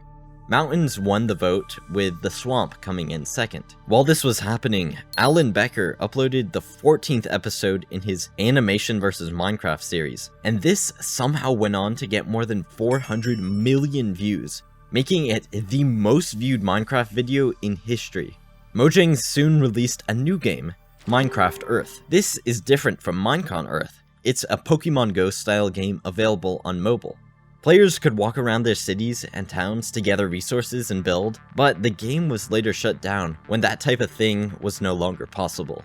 That same YouTuber Dream from PewDiePie's World Seed started a trend of Minecraft but challenges. He created custom plugins that added a twist to the game. He then joined with his friends George Not Found and Sapnap to try kill the Ender Dragon. For example, Minecraft but item drops are random and multiplied. Because Minecraft Monday was sent to the backrooms, another event kicked off to take its place, Minecraft Championship, or MCC. MCC was similar to Minecraft Monday but with unique minigames. The MCC trailer released on November 7th, and the first event took place 10 days later. On November 22nd, a bunch of YouTubers got together for a new server called SMP Earth. This was a map of the world where players had the ability to establish their own countries and go to war. Technoblade promptly took over everything. With all this restored hype around Minecraft, Mojang dropped the 1.15 Buzzy Bees update. Honestly, apart from the bees themselves, this update didn't change too much. The main additions Mojang did were dedicated to improving game performance. As the year drew to a close, Dream and George Not Found tried something new. Dream attempted to speedrun the game while George tried to stop him. They called this Minecraft Manhunt. This series dominated YouTube for the next 2 years and brought Dream tens of millions of subscribers and billions of views. In 2019, Minecraft became cool again. A whole bunch of people realized there was value in vibing in the infinite possibilities of this block game, and were brought back to a time when life was simpler. Millions of people returned to Minecraft, and were hit with waves of nostalgia when that classic C418 music came on. But nostalgia wasn't the only part of it. 2019 also had a lot of things that were new. Minecraft had become a different game in the time between when many people quit and then came back, and that's reflected in its YouTube content as well. PewDiePie, Minecraft Monday, Hypixel Skyblock, 100 Days, Minecraft Manhunt, all of this was wrapped up in this year. The waves of nostalgia that washed over the returning Minecraft players were doubled with the thrill of the new, combining into something that would turn this revival into a renaissance. And that's all because of 2020. 2020 had some major world events that forced people into their homes. And what are you gonna do when you're stuck at home? Play Minecraft. But that didn't happen immediately. In early January, SalC1 had an idea. He saw the icon for the default Minecraft texture pack and wondered where it came from. Sal then posted a video igniting the hunt for the world seed behind this image, known as pack.png. 2 days after that, Mojang released a snapshot focused on combat. This was mainly created by Jeb, who would test and release 9 experimental combat snapshots. These changed several things about the way that PvP worked. The first was attack reach. Certain items would have longer reach. On top of that, charged attacks were changed to deal more reach rather than more damage. These snapshots seem like a mix between the new and old combat systems and seem to bridge the gap between the 1.8 players and those on newer versions. A new combat system like this would likely be implemented to finally enable Java and Bedrock compatibility. But it appears Jeb temporarily set aside the project to focus on 1.16 and beyond. A couple days later, Razeworks, the technical gamer bro who created that insane Ender Dragon farm, showcased something that's just as wild and way more practical. A raid farm. This farm produced thousands of emeralds an hour on top of a slew of other drops such as totems of undying. At the start of February, IJA Minecraft created the Minecraft 1 block map, a custom map where players break a single block that gives them random items. The block changes and eventually gets better and better. Imagine if you could go back to 2011 and tell Noob Crew how much influence his creation would have. Noob Crew, the original builder of Skyblock, inspired Skyblock Warriors that led to Sky Wars, as well as Hypixel Skyblock and now this. In March, the team at Reporters Without Borders created something that's fascinating. The Uncensored Library. This is a public server which aggregates news stories and reports from around the world to bring uncensored information to nations without much freedom. While the internet might be censored in those places, Minecraft often is not. As a result, curious minds can find another perspective by reading what's written in the books. It was ambitious to try pull this off, and speaking of ambitious Minecraft projects, we have something that sounds impossible, an undertaking that will need decades to complete. On March 21st, a builder named Pippin FTS launched the Build the Earth project. The mission is to build the entire world within Minecraft, every road, town, city, and country at a 1-to-1 scale. Hundreds of builders have contributed to this project using Google Maps data and more. The scale of this project is unfathomable, but you can check out what they've done in the Build the Earth Discord server. This is around when the funny illness started going around. Countries went into panic mode and everyone got stuck at home. Because of this, tons of people booted up Minecraft. Hypixel's player count doubled, which shows just how many people picked up Minecraft again. On March 24th, Dream got the first Minecraft 1.14 speedrun in under 30 minutes. About a week after that, for April Fools, Mojang released Snapshot 20W14 Infinity. This added 2.147 billion new dimensions to Minecraft that could be accessed by tossing a book into a portal. This snapshot also had 44 Easter egg dimensions, where one line in the files is called House of Bob. In one of the dimensions, there's a house with a dude named Bob. Meanwhile, Hypixel hit a new world record, 100,000 players online at one time. Hypixel was popping off, but not every server was. SMP Earth, for instance, shut down after a final Hunger Games event on April 11th. On the 19th, Dream uploaded the second video in his Manhunt series, Minecraft Speedrunner vs 2 Hunters. He invited Sapnap to join, in this video went insanely viral because of Dream's crazy strategies that somehow worked. At the end of the manhunt, Dream somehow managed to save himself from almost certain death. This was Minecraft at a level few people had seen before, and the viewers wanted more. Dream was exploding faster than TNT.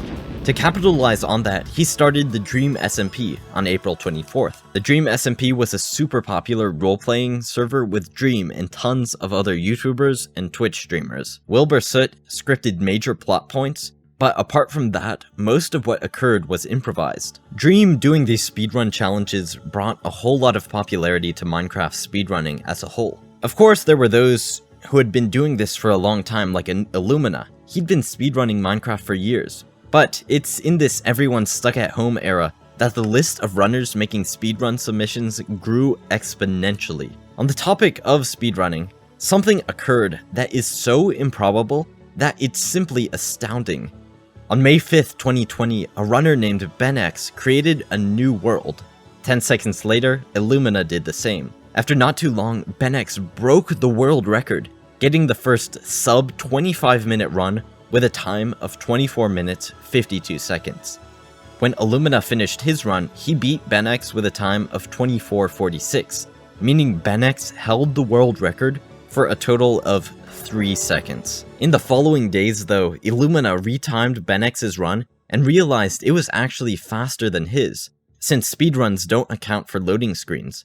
He thus forfeited his world record while simultaneously cementing his legacy as both a speedrun god and Chadlad. The main video documenting this was made by a YouTuber and speedrun moderator named Geosquare, who also documented the hunt for Minecraft's tallest naturally spawning cactus. A skilled coder named Matthew Bolin coded a big cactus finder, which searched through millions of world seeds and found a cactus that's 19 blocks tall. 1 block is equivalent to 1 meter, and in real life the world's tallest cactus was found to be 19.2 meters tall. So this checks out. This discovery was monumental, but would get overshadowed by the Minecraft at Home team a couple months later. They used similar techniques to find a cactus 22 blocks tall. With Minecraft's reinvigorated popularity, Mr. Beast got in on the action. He began uploading Minecraft challenge videos that included large cash prizes in typical Mr. Beast fashion. Dream continued to up the ante with his Manhunt series, where he now faced off against 3 hunters. This wasn't the only style of content that was popular though. For instance, a channel named The Horizon took a page out of Salcy1's book and destroyed a pay-to-win server by duplicating tons of items. He distributed them, which obliterated the economy of the server that was exploiting children for its own cash benefit. The Horizon continued to go after pay-to-win servers. If he had a duplication glitch, he'd destroy the economy, and if not, he'd create a lag machine to kill the server.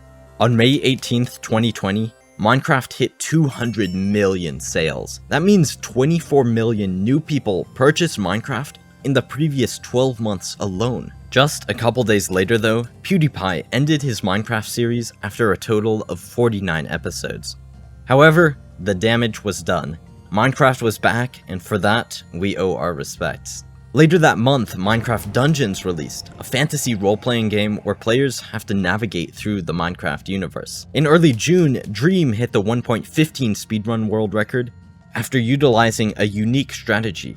Rather than trade with the villagers to get ender pearls, he snagged a looting 3-sword and killed endermen for pearls. It seemed everyone was getting monumental achievements. On June 19th, a player named Kilo Crazy Man did what many people thought was impossible.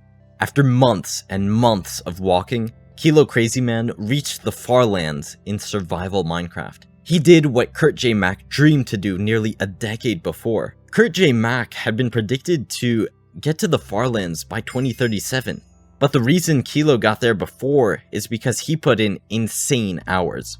His dedication and consistency was incredible, and it paid dividends. For his efforts, Notch gave him $10,000. Speedrunning was popping off, but it would change forever on June 23rd.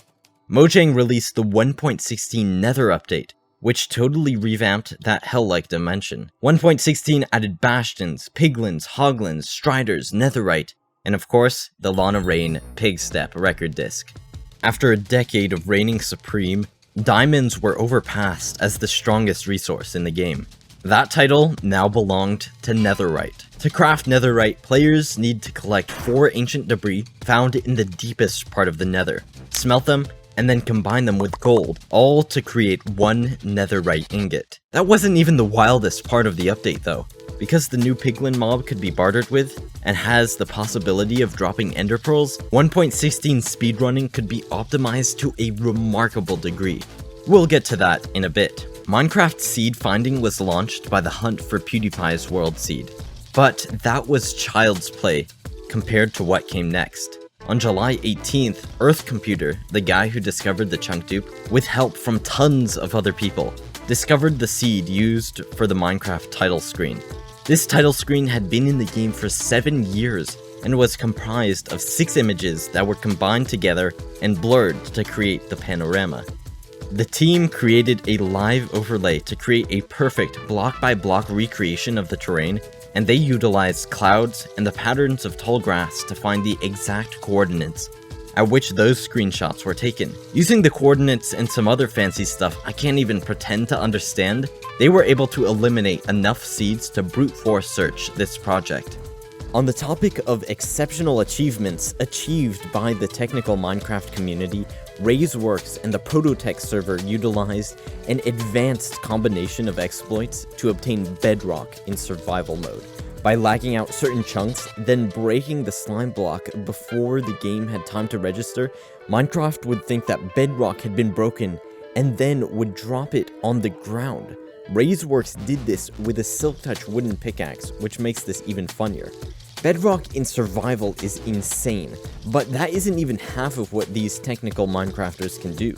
Take the Psycraft server for example, where tons of big-brained individuals push Minecraft far beyond anything it was ever intended to do, all in survival mode. They created the fastest mode of transportation ever, which is a very precise ender pearl cannon, a massive world eater that collects an insane amount of blocks per hour, and RNG manipulation to get some of the most efficient mob farms on the planet. The Psycraft team even removed more than 1 million blocks of bedrock to create a playable skyblock map within their survival world. They are responsible for some of Minecraft's greatest achievements. It seems that this was the time for crazy innovations in the technical Minecraft scene, because in August, some players on 2b2t accidentally created an immortality machine. No one has any idea how this worked, but it made some players on the server completely unkillable. So, after SalC1 launched the pack.png project in January of 2020, things didn't really go anywhere. While the seed hunting team made progress, they ran into a lot of dead ends and eventually worked on the title screen project instead. This provided numerous breakthroughs for seed finding in general, including the live overlay recreation program. After looking at dirt generation, they were able to find the coordinates of the pack.png image using a super complicated method. This left 281 trillion seeds to search through, so the Minecraft at Home team created a program called Boink, where anyone with a powerful GPU could contribute their computing power to help brute force this. With more than 3,500 people giving their computer power, they were able to narrow the search to only 700,000 seeds, which was enough for Cortex to brute force it himself. At 4 AM, they finally found the seed for pack.png. 5 days later, the seed for the Skull on Fire painting was discovered as well. I didn't even know the Skull on Fire painting had a seed, but looking at the original image, there's definitely Minecraft terrain behind it. Now, rather than go through a complicated process to try upscale that image and recreate it, the seed hunting team emailed Christopher Zetterstrand, the creator of the painting, and he had the original screenshot he used as the background. The team was able to decompress the image and used a flower bed to search through seeds manually. Then, one coder named Andrew555 made some personal optimizations to the brute force program and posted this screenshot to Discord. He wrote, "Painting, but there's snow everywhere?" Yeah, he had found it. While all this was going on, Dream uploaded the Minecraft Speedrunner vs 3 Hunters grand finale. He did an insane boat bridge over lava and sent TNT through the end portal to kill the hunters. All of that is crazy, but what's wild is this is the most viewed Minecraft gameplay video of all time. With all his insane strategies and crazy plays, a lot of people thought Dream might be the best Minecraft player in the world. However, Dream wasn't the only name in the running. The only person who might have skills to rival him was Technoblade, the winner of 4 weeks of Minecraft Monday, who beat Minecraft Hardcore mode with a steering wheel, who was an absolute god at 1.8 PvP. What made this competition more difficult to quantify is that Dream specialized in the new style of combat, whereas Techno had spent years with the old. Most experienced PvPers preferred 1.8, but Dream with its manhunts had made the new combat look cool. So which version would be fair? We would never know if Dream or Techno was better, unless they faced off against one another. Well, that's exactly what Mr. Beast forced them to do. Mr. Beast made a proposition. Techno versus Dream, 5 rounds of 1.8 PvP and 5 rounds of 1.16 PvP. The winner walks away with $100,000. On August 29th, Mr. Beast brought these gamers into an arena. In the final round, Techno was in the lead at 5-4, and this happened. No! What?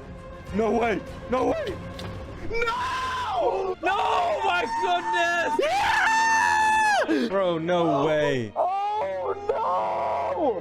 Technoblade, you animal! In early October, Minecon Earth was renamed to Minecraft Live, and this event had some controversy. Not because of the name change, but because of the mob vote. The candidates for the 2020 mob vote were the Isolager, Moob Bloom, and the Glow Squid. And a lot of people thought the voting wasn't entirely fair. The reason why is because Dream tweeted his support for the Glow Squid in glowing terms numerous times, thus causing his fans to vote for the Glow Squid. Many people weren't happy with one dude potentially deciding the entire vote, but that's how Mafia works. With all this speedrunning going on, Illumina decided it wasn't difficult enough.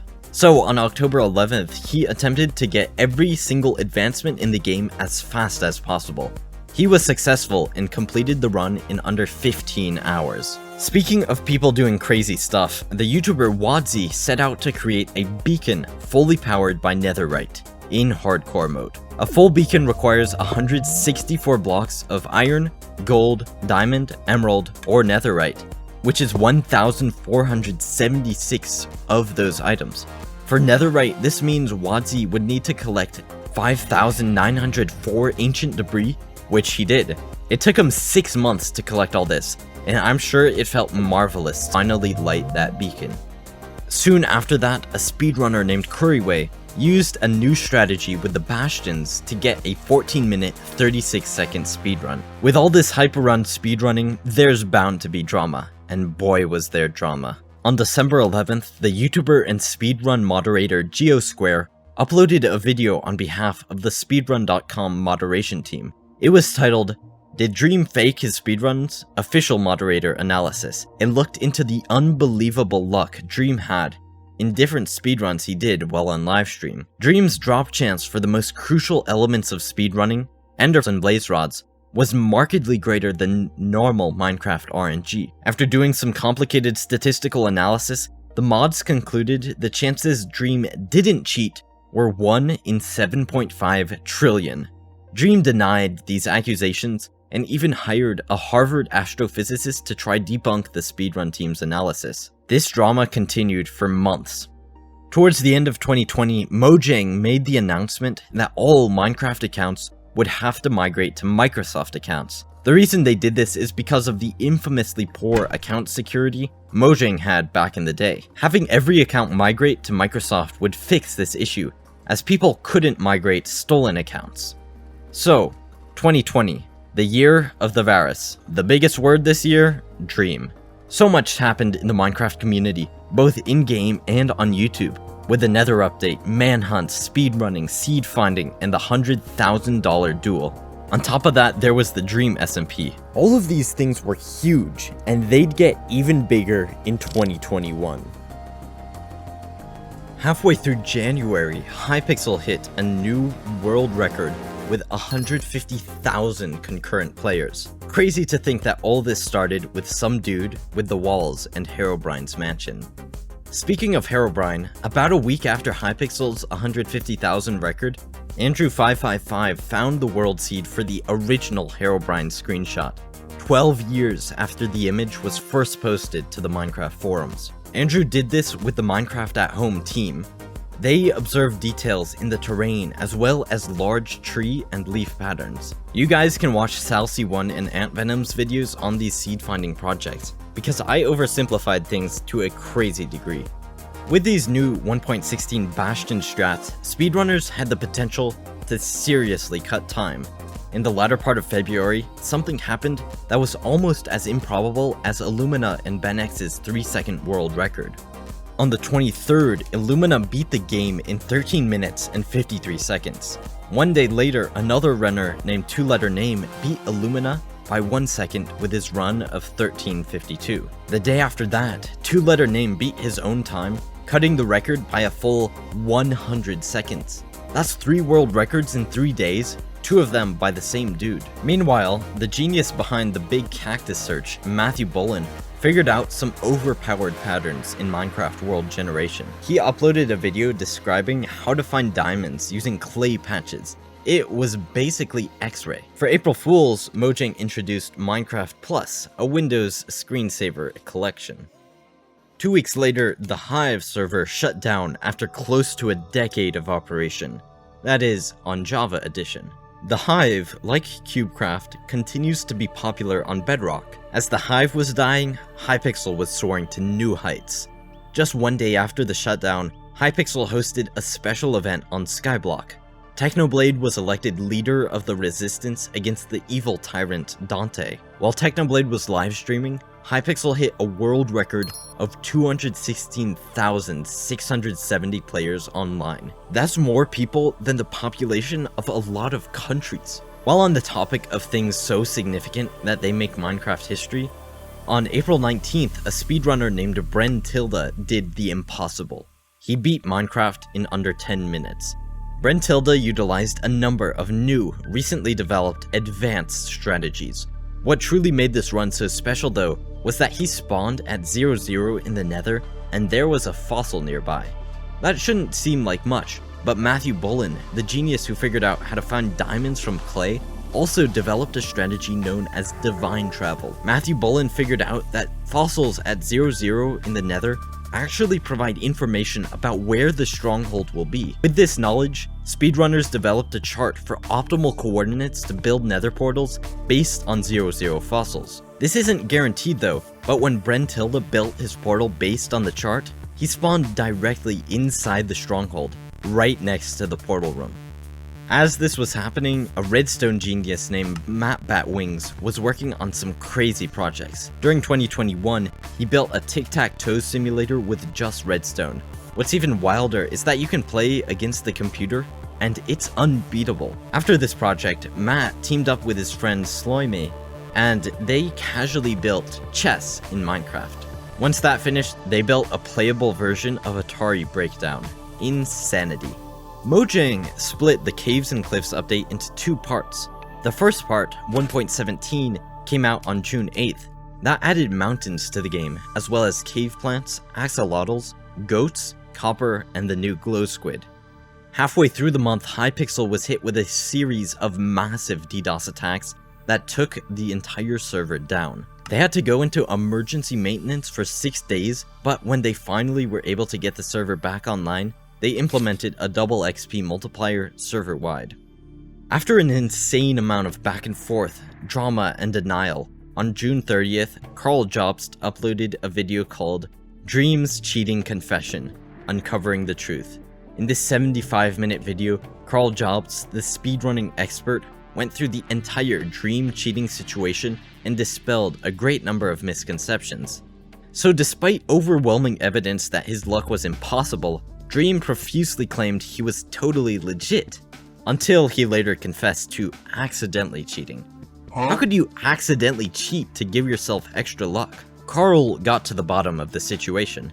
As he explained, Dream increases the drop rates of certain items for his challenge videos. However, all of that is done server-side. Any changes that occur server-side don't affect single player. At the same time though, Dream hired a developer to create a mod to help with his content creation. This mod had such features as enhanced graphics, faster loading, and other quality of life changes. The mod developer actually increased the drop rates of certain items like ender pearls and blaze rods in the mod as well, but removed that when he realized that all of Dream's video content was done on multiplayer. Dream was unaware that his drop rates were increased and used it in single player while speedrunning. Now from this standpoint, his behavior after getting exposed makes a lot of sense. He cheated, but he didn't know it. That being said, it's very possible he could have handled the situation better, especially regarding his dealings with the speedrun.com mod team and statements on Twitter. Carl, after 70 minutes of analysis, gives his conclusion. Dream is solely responsible for thousands of his fans going after anyone who dared suggest that he cheated. Intentional or not, Dream is the cause of everything that transpired. But as crazy as this sounds, and I know a lot of people will hate me for saying this, Dream isn't a terrible person. It's just that his flaws become so magnified due to the size of his audience. This put the lid on the coffin of the Dream cheating scandal, and Minecraft players could finally rest. 2 weeks later, JPEX, Mapic, and Parrot began a new server called Lifesteal SMP. They wanted to try something new, where they had to have an SMP, but with a twist. Lifesteal's twist was that killing another player would take one of their hearts, and dying removed a heart. Lifesteal SMP became some of the most popular Minecraft content on the platform, and launched a trend of Lifesteal ripoff servers trying to capitalize on their success. The same day that Lifesteal started, 2b2t patched one of the most powerful exploits in the server's history. This exploit was called NoCom. In 2018, an exploit group on 2b2t known as Nerds Incorporated found a way to crash the entire server. They realized they could load any chunk they wanted to by using a hacked client to break blocks in that chunk. If they tried to break blocks from thousands of chunks at a time, then the server would crash. After some deliberation, Nerds Inc. realized that if this exploit was patched, it's possible the fix could lead to something far more powerful. And so, they joined 2b2t and crashed the server as many times as they could. That same day, Housemaster reported the bug, and it was fixed by only responding if a chunk was already loaded. So, if the nerds tried to break a block in a chunk that wasn't loaded, the server wouldn't allow it. This is exactly what the nerds were hoping for, because it now meant they could know where anyone was on the map. This exploit was nicknamed NoCom, which is a shortened version of No Comment. Nerds Inc. recruited Lejerve, the developer of Baritone, who made a program using this exploit that would follow players, predict where they're headed, and use probability association to know exactly who was at what location. So for example, if they saw that FitMC joined the game and certain chunks were then loaded, and then when he logged off those chunks became unloaded, then they'd not only know that a player was in those chunks, but that player was Fit.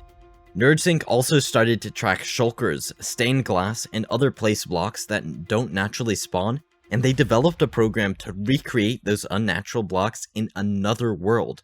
With all this, they were able to get direct replicas of bases without having ever to travel there.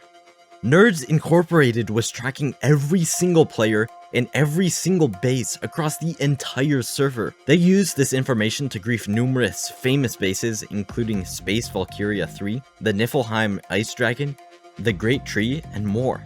It was only after another group of players found this exploit that it was finally patched. This is definitely one of the wildest things that's ever happened in Minecraft. These guys could be working for the CIA, but instead they chose to have some fun on the oldest anarchy server in Minecraft. And honestly, I have to respect the hustle.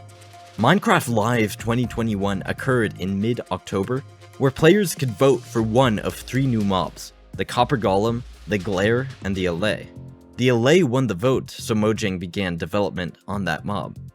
On October 21st, Mr. Beast broke the world record for the most players on one world, with more than 4,000. While it's true that multiplayer servers like Hypixel and even CubeCraft and Mineplex have at some point hosted upwards of 30,000 players, and 4,000 is significantly less than 216,000, These are two different categories. Hypixel and other massive multiplayer networks use a lot of individual servers to actually get the players to be all online at the same time. What Mr. Beast did would be more like getting 4,000 people into one single Hypixel lobby at the same time.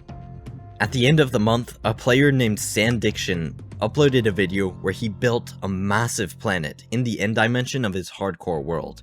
This pioneered a new style of hardcore Minecraft content, the style being to do something absurd and one-up yourself every time.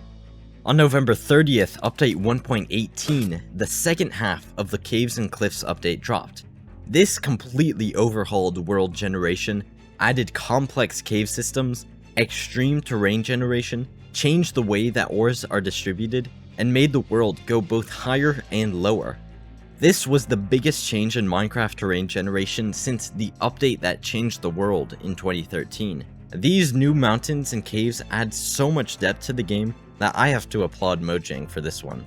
On December 4th, the speedrunner Elisaku managed to snag a world record by completing a speedrun in 8 hours, 12 minutes, and 30 seconds.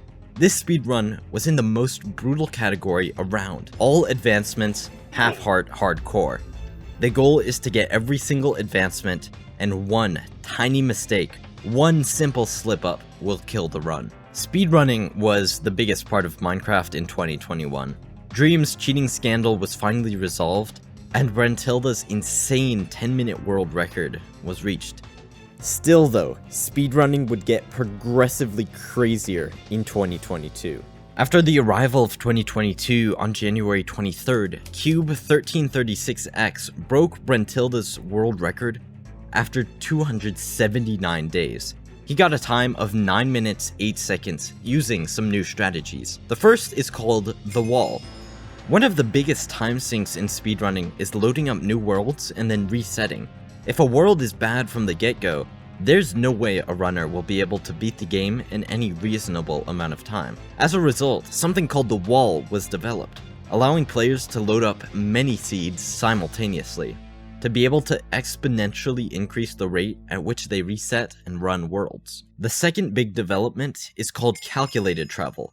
When Eyes of Ender are thrown, they point to the location of the stronghold. The coder and speedrunner NinjaBrain developed a bot that, based on the angle at which the eye moved, would predict, often with a very high degree of accuracy, where the stronghold would be. The calculator would then give the most effective coordinates in the Nether for the player to travel through. Cube did this and spawned in the stronghold, so he was able to make it to the portal room within seconds. While Cube1336's run was super impressive because of how fast it was, Sandiction did something that was super impressive because of how much time it took. That was trapping every mob in hardcore Minecraft. The video blew up and now has 31 million views, continuing the doing something ridiculously difficult in hardcore mode trend. On January 30th, Figanometry walked all the way to the Minecraft world border, which is almost 2.5 times as far as the Far Lands are. Yeah! Yeah, dude! Whoa! There it is! Oh my god! Less than a month later, Dream uploaded his final manhunt, Minecraft Speedrunner vs 5 Hunters Grand Finale. This marked the end of the manhunt saga, as manhunt itself as a genre was beginning to die on YouTube. At the same time though, a new style of long-form Minecraft content was getting started. SpeedSilver uploaded a 100-player Minecraft Civilization.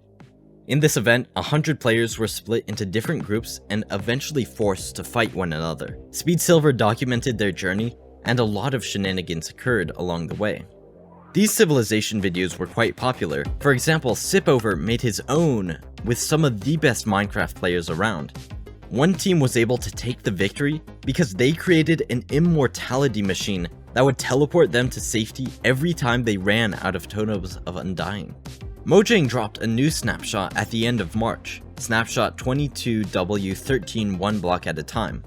This was an April Fool's version where the inventory was completely removed, and players could only hold one block at a time. Small Ant somehow managed to speedrun this version in 5 hours and 7 minutes. As I mentioned, back in 2020, Illumina managed to do an all advancement speedrun in under 15 hours. In the subsequent 19 months, players worked tirelessly to optimize the run. And by players, I really refer to just one guy. His name is Feinberg. On May 20th, he completed a run in under 3 hours. That's insane compared to the 15 hours it took for Illumina. Feinberg is just incredible in this category. He has 9 runs with times under 3.5 hours and 3 runs sub 3 hours. On June 7th, the 1.19 Wild update released, adding ancient cities, the Deep Dark, Skulk, mangrove swamps, frogs, allays, chest boats, and the brand new Warden boss. The Warden was actually designed by King B Dogs, who made the Aether mod all the way back in 2011. After developing Minecraft mods recreationally, King B Dogs was hired by Mojang because of his skills. A week later, some massive drama went down with the new snapshot prepping for 1.19.1, nicknamed 1.1984. The snapshot added chat reporting to the game, meaning you can be reported for messages you send in Minecraft servers. Those messages will then be reviewed by a Mojang team of Minecraft investigators who will determine whether or not you broke any of these rules. If they determine you're in violation of the rules, you could lose the ability to access multiplayer servers entirely. This is a system that had been in place on Bedrock for several years, and Java players were not happy about it, especially because you could get banned without knowing why. Several mods were developed to try circumvent chat reporting. On top of that, servers have the ability to make it impossible for chat reporting to take place. So if you have a server, you should think about whether or not you want to have what people say on it be policed by Mojang themselves. This has big ramifications for servers like 2b2t, where toxic behavior is the norm.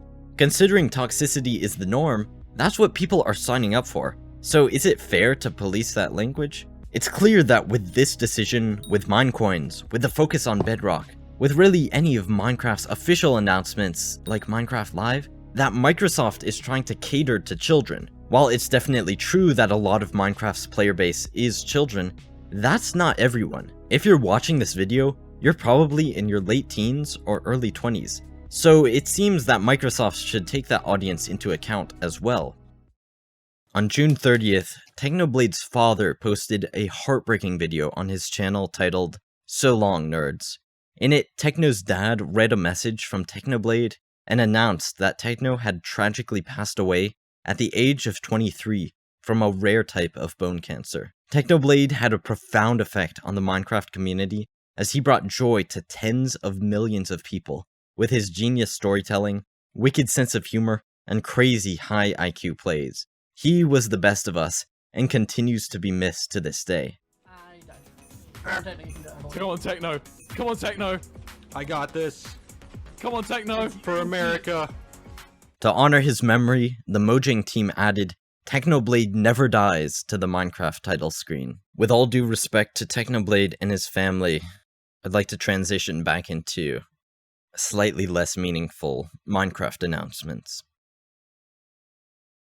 On July 17th, the YouTuber and Dream SMP member Tubbo posted the announcement trailer for Tubnet, a new Minecraft server. This appeared to be exciting, but unfortunately Tubnet would be a large disaster. And let's talk about why. Tubnet was masterminded by the YouTuber Tubbo, and the original idea was to have it be a role-playing game like Minecraft. After some deliberation though, the team decided to switch it to minigames. Tubnet had a lot of hype because of the YouTuber and Twitch streamer support that it was getting. On top of that, they promised to have Java and Bedrock compatibility, which would be awesome. However, all this development was causing Tubbo a lot of stress, which can be seen when he was talking to one of his friends using a heart monitor. Every time Tubnet got mentioned, his heart rate would spike at least 30 beats per minute. That's not good. To make matters worse, when the server finally got on its feet, it was hit by a series of DDoS attacks that entirely took it down. On October 2nd, Dream did something which shook the internet. Hi. Yeah, he looks like a normal dude. The name of the YouTube game at this point was to do something outlandish and hope that it gets views. One man who was doing this better than anyone else is Chris DeCow. He did one of the most astonishing things in Minecraft history. He built the entire universe.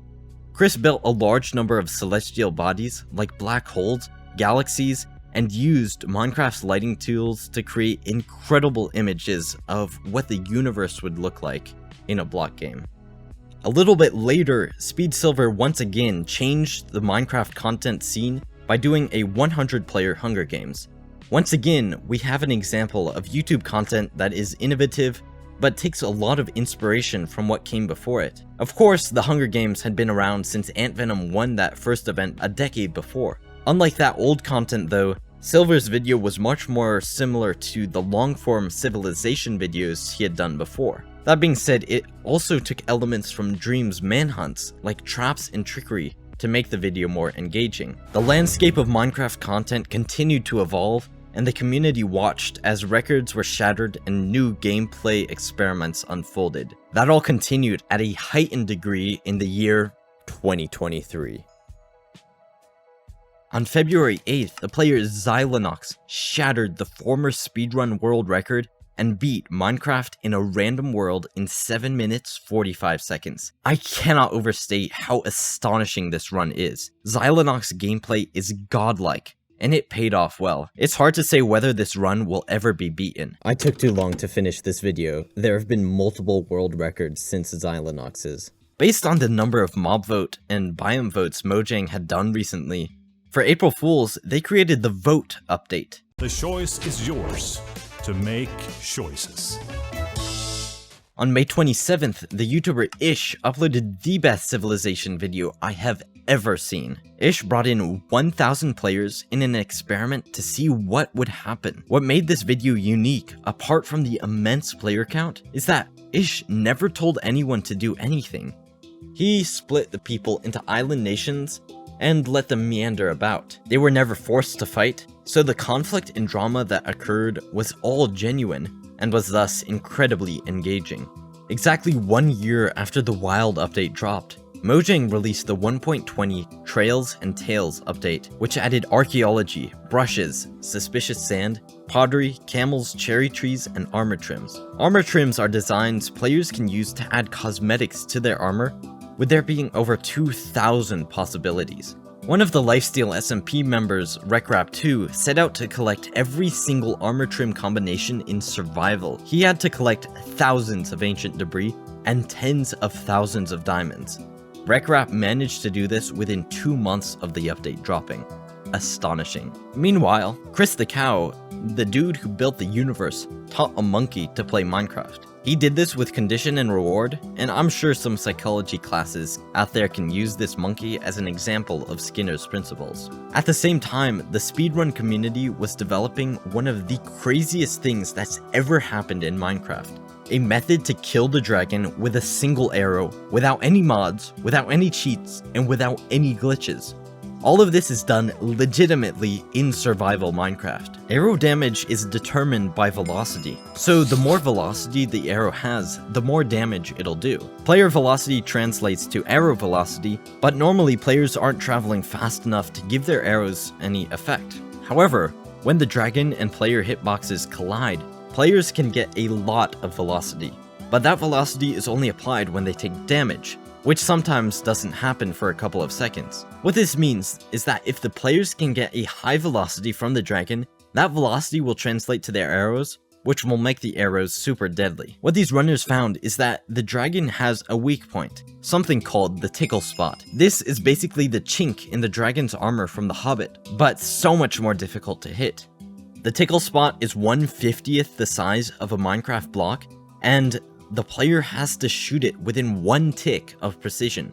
If this is done perfectly, the dragon will die with just 1 arrow. The speedrunner Kima did something that should be impossible. He entered a set seed speedrun and eyeballed it. The tool-assisted speedrunner named Circuit investigated this and uploaded a video showcasing a great setup for lining up one's character to hit the tickle spot. Using that setup, the runner Hanabi beat the set seed glitchless speedrun by a margin of 38 seconds, starting and finishing the game in 1 minute and 9 seconds.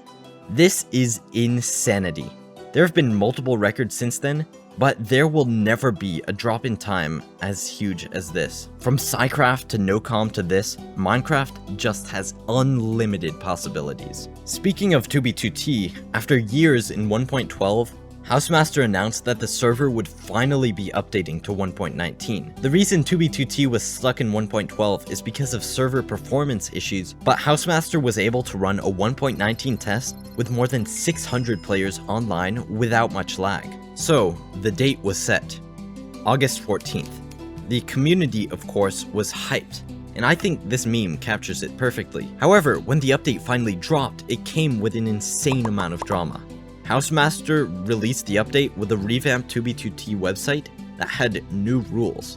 Wait, what? House announced that many old chunks loaded before the update would be trimmed to save file storage. He made it so that certain items were removed from the game or their stack size was reduced to either 16 or 1 to reduce the effects of duping. However, those items had been in the game for years, and a big part of Anarchy is you allow anyone to do anything. Rules on an Anarchy server is oxymoronic. This seemed to go totally against the spirit of what 2b2t stood for. So a lot of players banded together and emailed Housemaster, asking for him to refund their priority queue.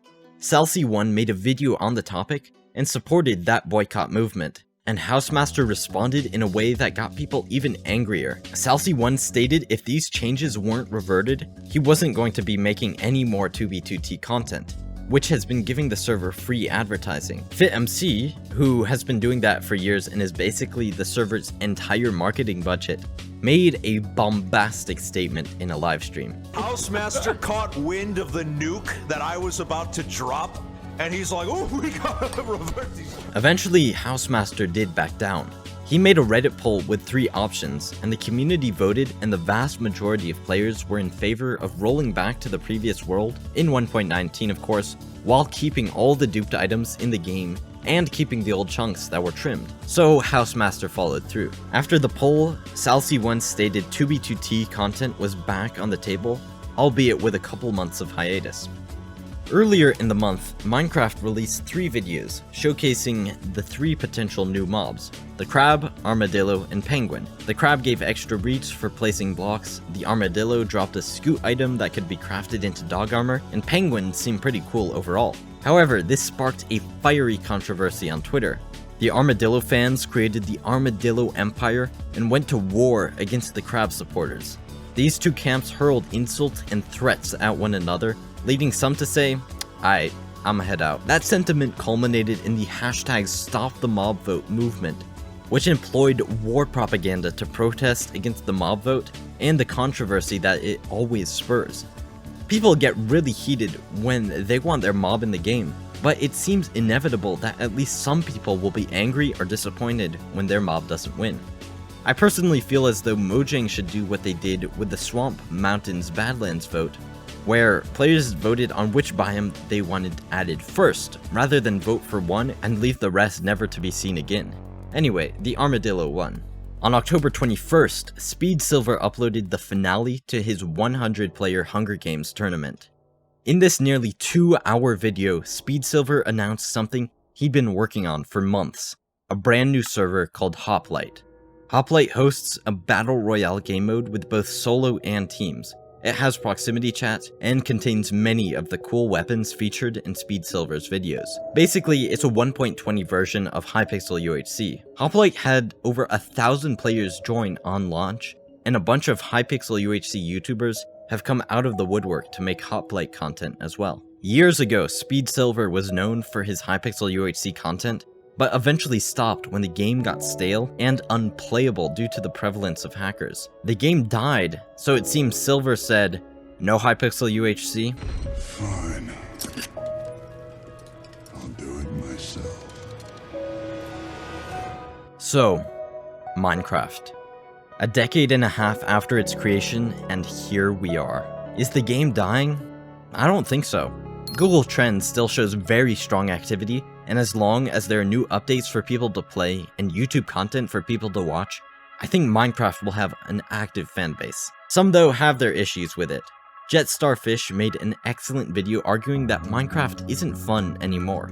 He stated that people who've been playing it since childhood already know everything, so there isn't a sense of wonder or discovery anymore. Maybe a lot of Minecraft's value came from finding a dungeon and not knowing what it was, or investigating how redstone mechanics work.